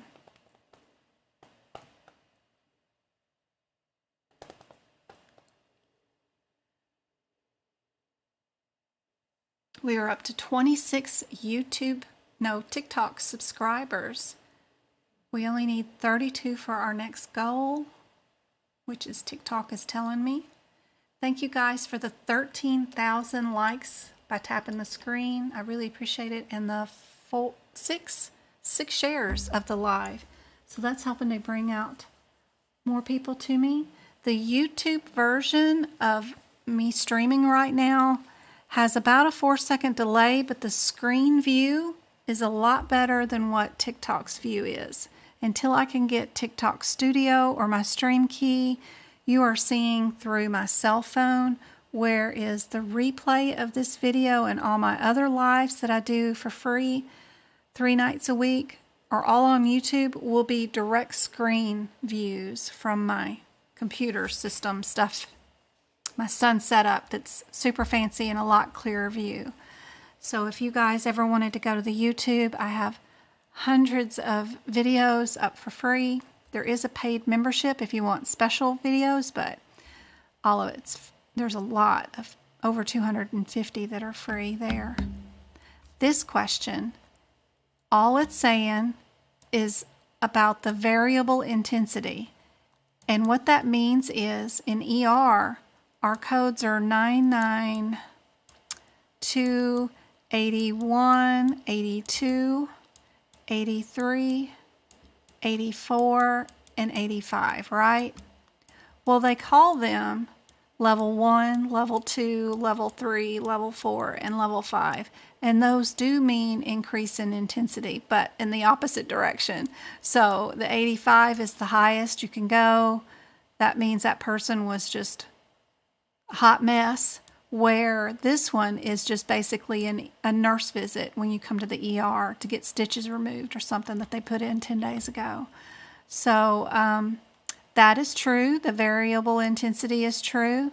And then it does involve multiple encounters with several patients. So we do have tons of patients. We have no control over who comes in. We just have them coming in from ambulances, by cars, by drop-off, by walking in, running in, dropping in. Helicopters drop them in. We got them coming out of the ceiling sometimes. You never know. Have y'all seen that nurse on TikTok who runs around chasing that patient who's up in the ceiling all the time? It's not far off. I swear to Bob, we find them hiding in all kinds of places. It's crazy. But anyway, yep, they do drop in from everywhere. And this statement is true. And that is found on page 20 in the 2023 CPT book in the first column of that book. That sentence is there somewhere. How do I appeal an IV infusion not used in surgery, but Blue Cross Blue Shield is denying as a global?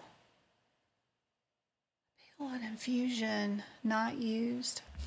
You're going to have to talk to your local, you're going to see what your local LCD says about infusions.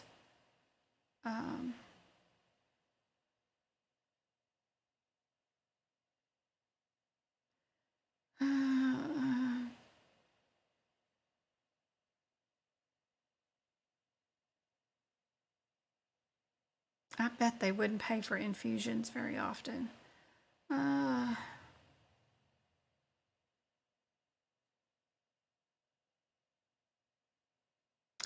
Yeah, that service is not authorized at all with Blue Cross Blue Shield. They don't even recognize it, do they? No. They would rather you, if you're going to have it in the patient's home or not in that situation. They won't pay for that. If at any sort, I bet they won't. Medicare won't recognize it either.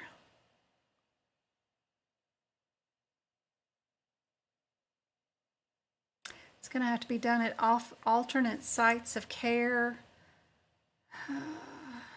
Yep. So if it's already been done,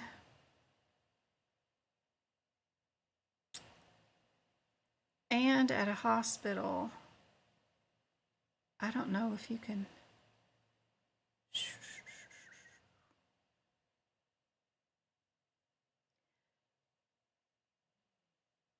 Place of service for medical infusions. There's a few, maybe some few autoimmune or respiratory disorders, maybe like cystic fibrosis, angioedema, protein anesia inhibitors. There's going to be a certain few that you can't.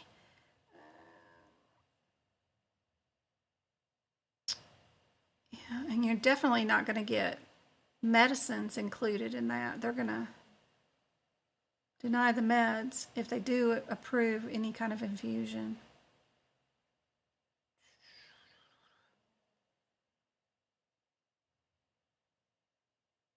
If they were having anaphylactic shock,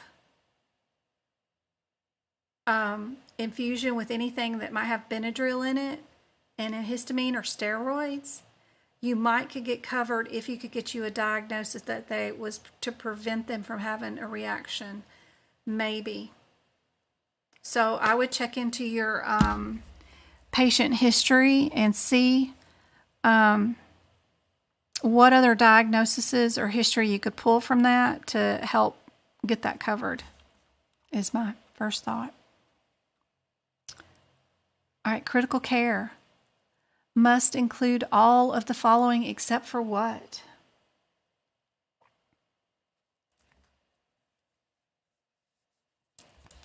You're welcome.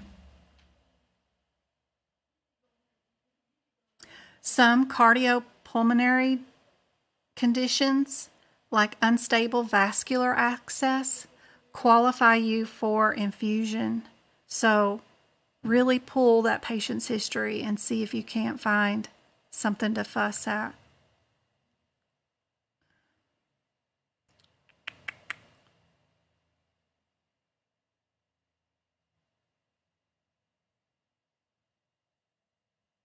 Yeah.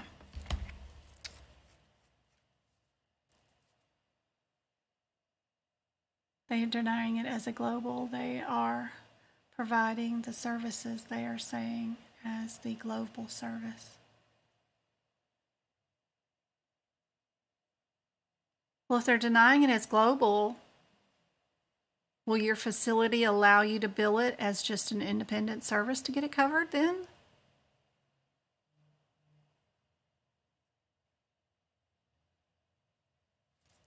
Pull it out of the global and bill it independently, I guess. I don't know.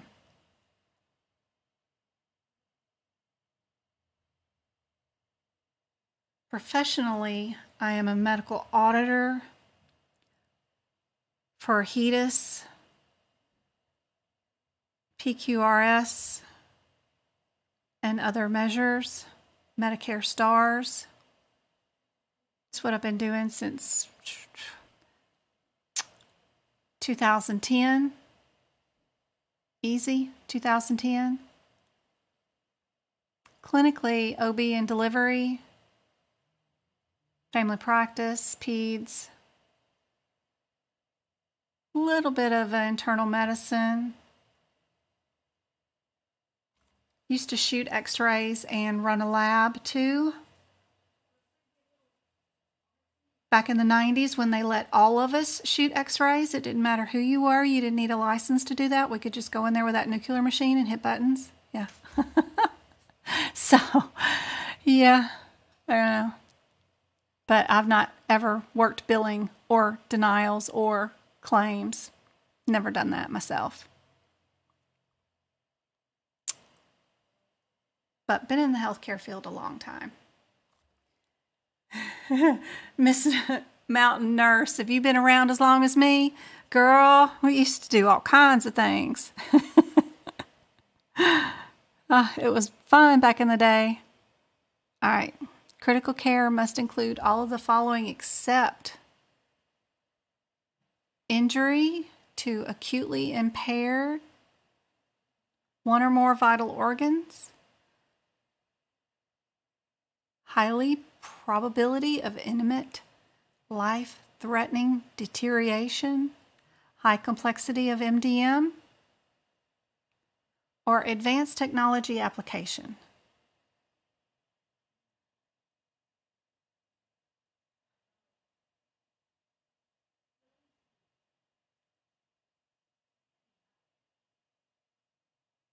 59 modifier is the most misused modifier in real life. Most things will get uncovered. There is a whole gamut of modifiers you're supposed to use, and 59 is supposed to be your last resort if no other modifiers work in that situation.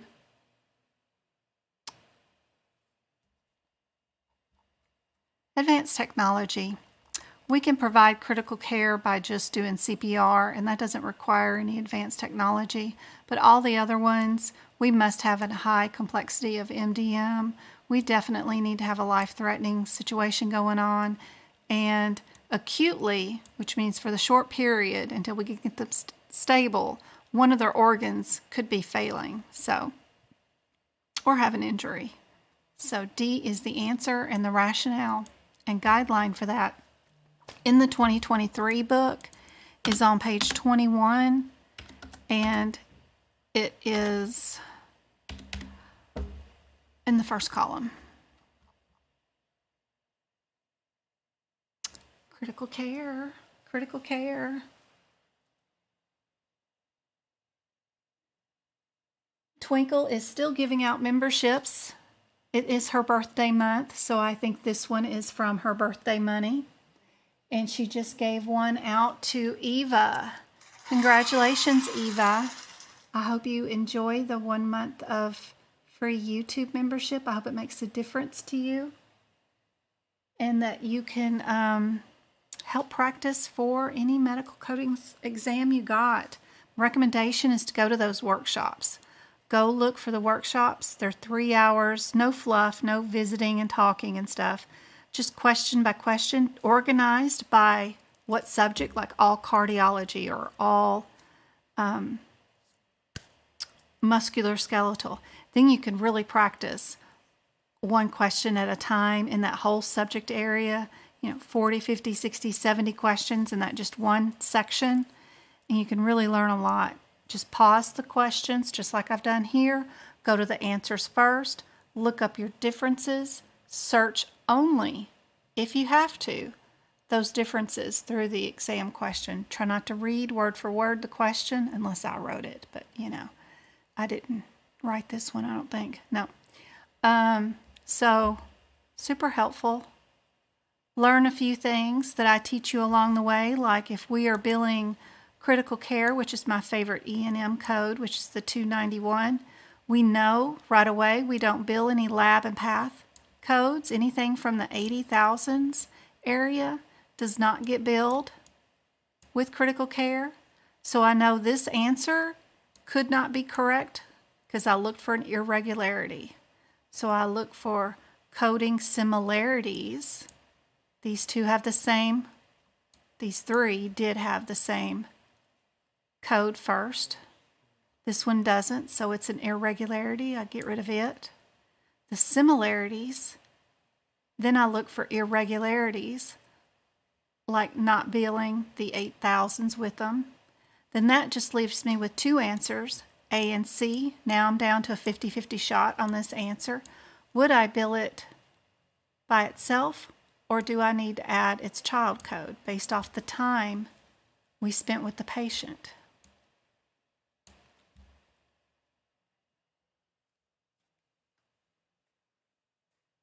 So D cannot be our answer. It's a coding irregularity. Oops.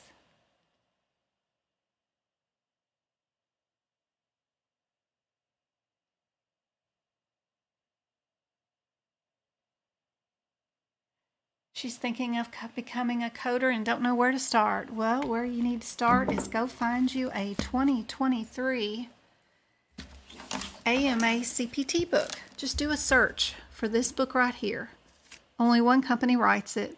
Do a Google search. Find you the cheapest place to send you this book, 2023. I found mine at Book Run. It was a bookstore, goodness, on the internet through eBay, and they sent it to me for $51 with free shipping. Keep looking. Look for that book.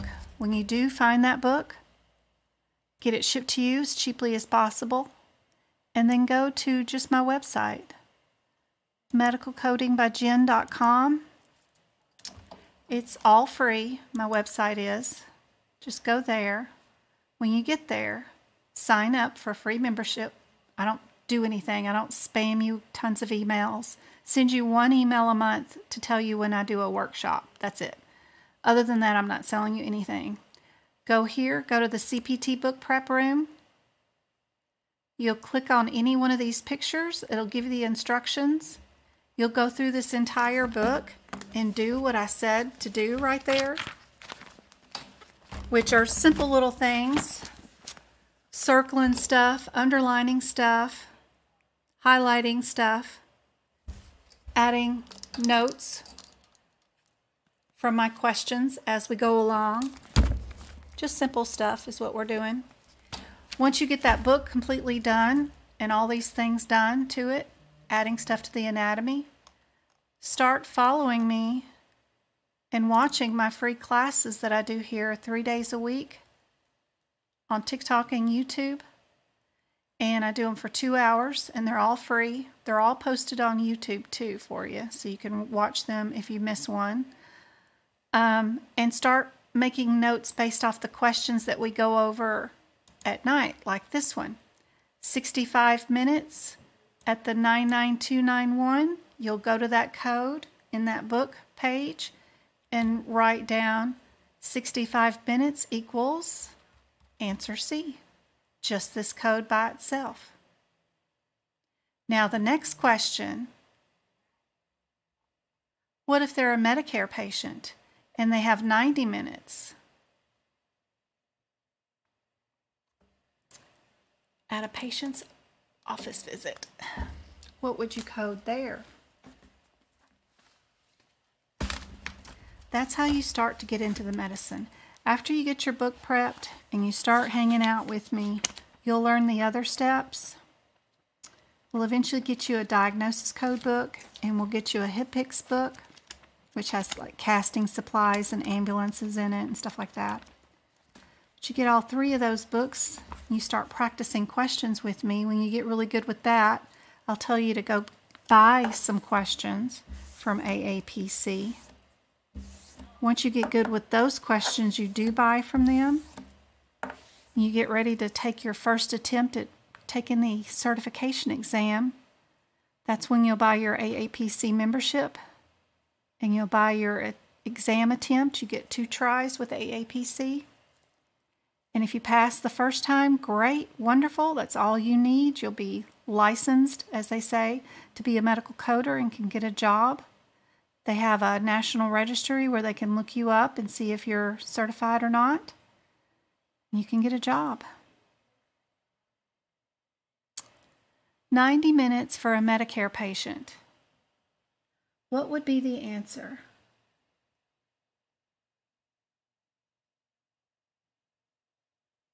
No one on YouTube's got it right. I do AHEMA questions all the time. And in my Discord group, which is totally free, you have your own practice room with CCS and CCA practice questions right here and your own study buddies. And I post you guys' questions with the answers and rationale in here all the time. I buy you guys' books and teach out of them too. So like right now, if we were in Vitasource, if I go back, one of my favorite AHEMA books for CCS and CCA is that coding workbook. I love that one. I hope they come out with the 2023 version. I like that one a whole lot. But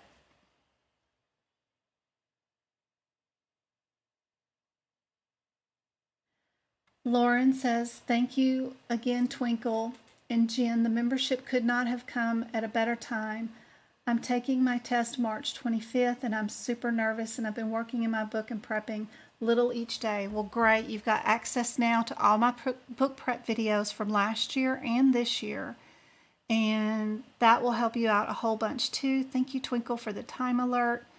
And like I said, people were donating money Monday like crazy, so we really didn't do anything other than I took the money and swapped it, gave it to Twinkle, who swapped it back out and gave it to you guys. So it's just other people in our group too. We had Rosa, and I can't tell you how many people Monday were donating. It was really fun. So that was nice. So y'all are all helping each other. It's not just us. Remember, our patient is Medicare. Does Medicare recognize CPT codes? Very limited. They might do an office visit, but they're definitely not going to do much in the CPT code area. We're looking for similarities. All these codes are all the same. We see similarities, and we have 2 codes that are G, one that is not, and one that doesn't have anything. So these are irregular, right? These 2 are your similarities. All you need to know is, would 90 minutes be by itself or times 2? But you're going to have to go to your HCPCS book to figure out how much time is involved in your HCPCS code. We know that how many minutes goes into our 215 from our CPT book Is that still 54 minutes? So right here we've got 54 minutes. How much do we have left over? So if we have 90 minus 54, we've got 6, turns that to an 8, turns that into 36 more minutes left over. How much time does our HCPCS code turn into? So how you join the study group, you can do it several different ways. You can either go to my website, which is themedicalcodingbyjen.com. Join the website so you can see the social media tab page and click join now, this little bubble right here. After you download the Discord app to your phone, click and that'll throw you in there. Or you could go straight to my YouTube page, the home page. Over here in the very tippy top corner, ooh, my screen is so big. Over here, I have the Discord link right there. You just click it right there. I have the TikTok. I have copies of my notes of my CPT book there. I have my website, and I have AAPC's Knowledge Center link right there too. But our Discord link is right there. Little pajama. It looks like Mickey Mouse's britches, but it's a gamer controller right there. You can click there. Or you can click the Join Me Now on my website at Medical Coding by Jen. If you're super fancy and highfalutin and know what the heck you're doing in TikTok, in Discord, there is a number listed in my TikTok bio. Let me see if I can find it here on my other phone. Yep. Right there. If you know a lot about Discord, that number 6243 means something to somebody, and you can find our Discord group right there too. But my website link is right there too if you need anything in the bio. The answer to the question on you girl. Yep. We've got a lot of differences between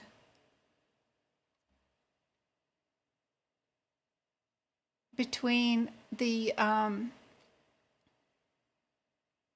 MK. Just go to the workshops, go to those, and just start over with them. Go question by question. Hit pause on the screen, try to come up with the answer, then hit the play button, and then see if you got it right. If you got it wrong, make your notes about what you did wrong and keep going.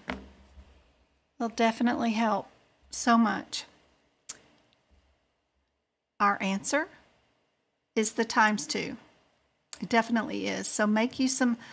This guideline I can't find anywhere in the E&M section so far in the CPT book. So I wrote this in my notes. So if you have my E&M notes, it's on the top of page 15 up in the header. I wrote all these out for you so that you would know how to bill for Medicare patients extra time. And it's only in my 2023 notes because I didn't think about it in 2022. So anyway, I haven't found those guidelines yet. If I do, I'll let you know. All right. Critical care may include blank, blank, and blank.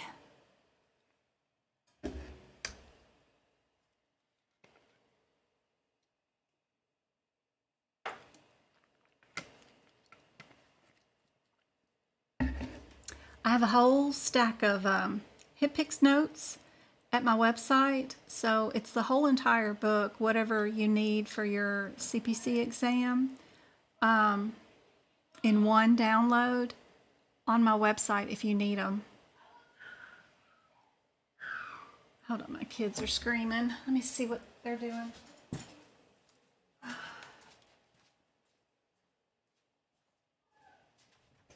Travis James Michael Brewer, come here. You get out of the kitchen then. You're not supposed to be in the kitchen. He's in the kitchen. Get out. Out.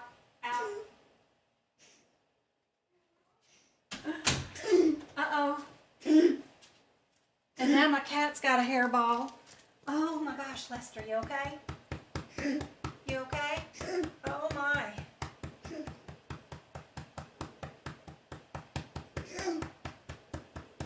You all right? Oh, you sound That help? Huh? That's my good boy. There's your toy. There's your toy. Is that better? Okay. Sorry. Lester had a hairball and my children were fighting. They can only do about 2 hours without me intervening, so I got to get back to those guys. Twinkle, what did she say? That's what my mom's saying.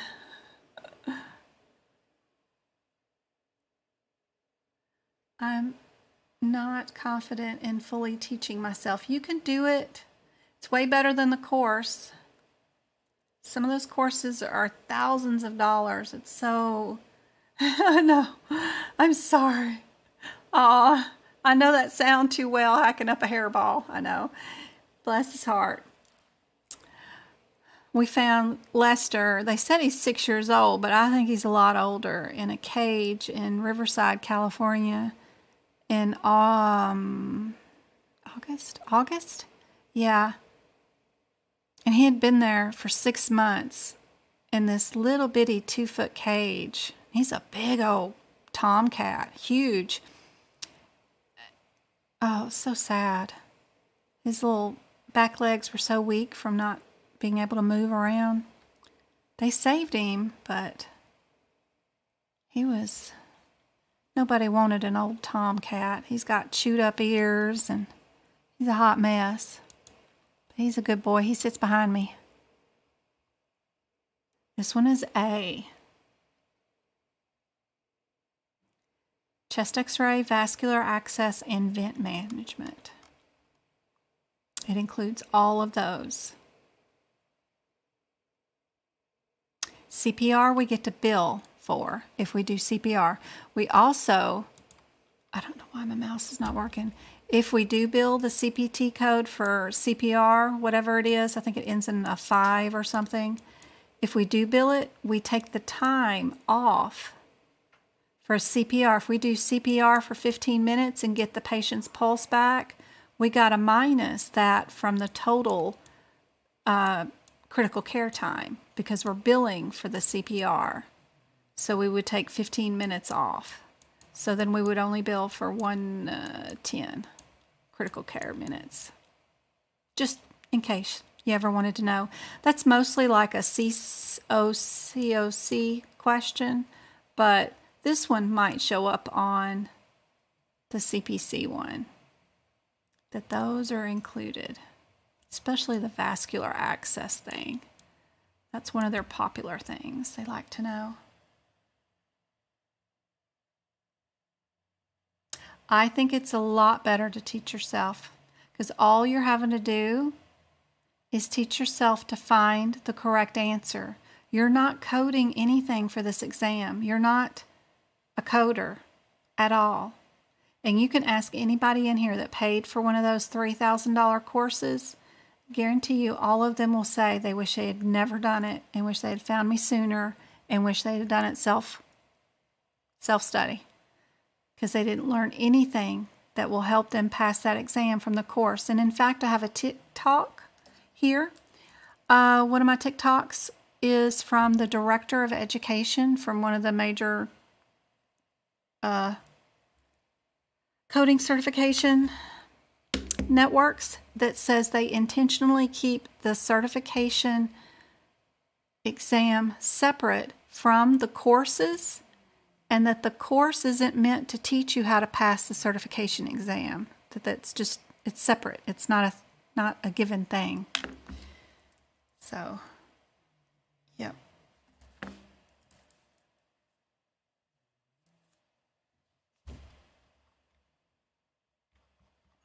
All you're having to do is pick out the right answer. The answer's in front of you. You're not going to code. You're not going to index anything. You just need to pick out the correct answer, and that's what I'm here to show you how to do.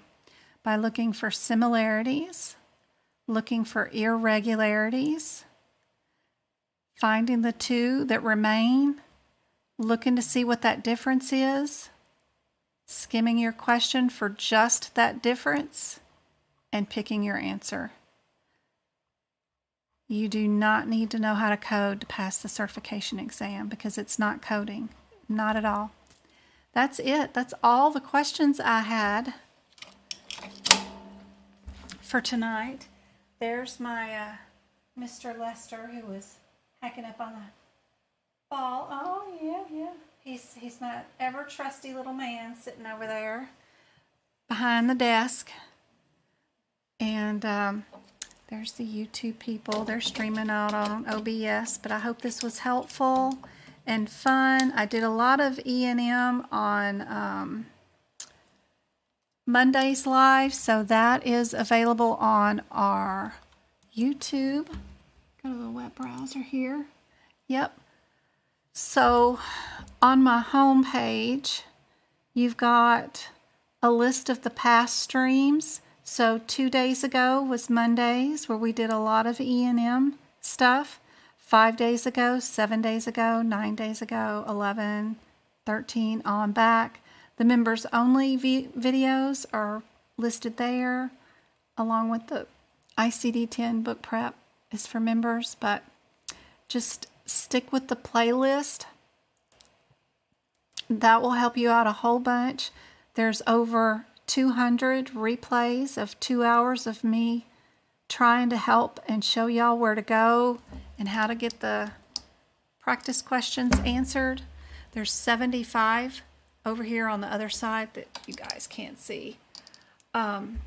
Tips and shorter videos that are shorter than the 2 hour ones. There's 75 of those. There's 16 workshops for the memberships to read and practice questions back to back with. And then there's 15 of the book prep videos from last year and this year. And then 8 of the duck classes for the memberships. If you ever wanted to join, it's just that join button right there. It's on any page. If you wanted to join the membership, it's right there. It's just $5 a month. And you get access to all the videos. But you got plenty of videos to watch for sure. But your first steps, your very, very, very first step is go find you the cheapest AMA CPT 2023 book. Then go to my website, go step by step, just click on those pictures, give you the instructions, tell you what to do so that you can go through the book, and it's an open book exam. So we're going to make this book where you know where to go find the answers, since you can write anything you want in it. So I'm going to show you how to prep it so that you're ready for your exam. You get that prepped, all your opens, all your closes, all that stuff color coordinated, and all your out of code sequences done. Once you get all that done, then you're ready to practice exam questions with me.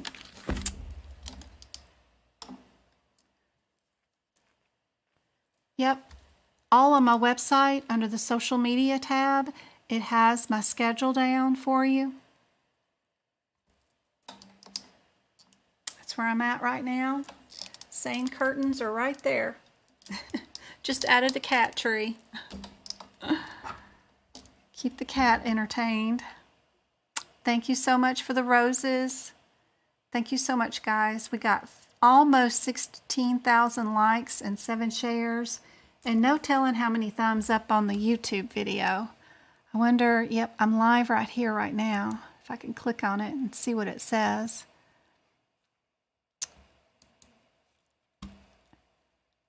How many thumbs up? I got 43 thumbs up so far on my YouTube today. I can add one to that. That's super helpful.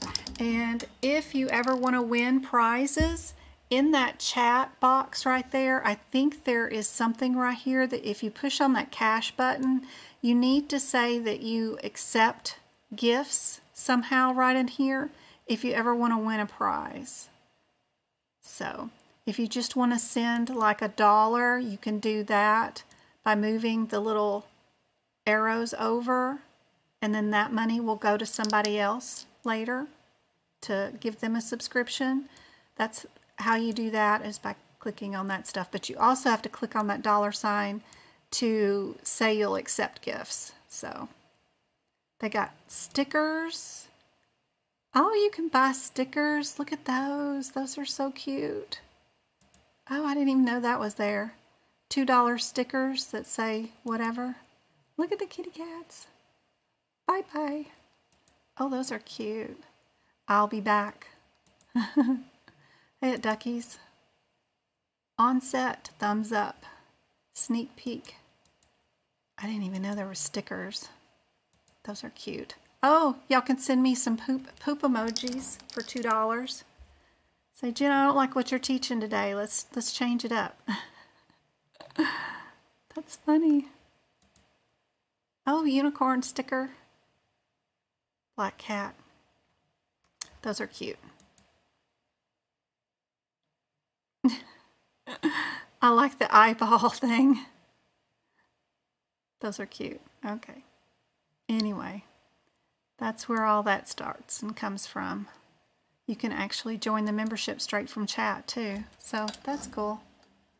That's how that comes up, in case you need it. All right, guys, I'm going to get off here and go hang out with the kids a little bit. I've got prep to do for our workshop coming up soon, and not this Friday's class, but next Friday's class. But I've got a free class this Friday evening for us, so I'll be back on the 10th at 6:30 Arizona time zone, and we'll do some more questions. I've got to get infusion questions in there, chemotherapy questions, any other wish list y'all want. Be sure and let me know. And I can put some questions in there that y'all are looking to have more experience in.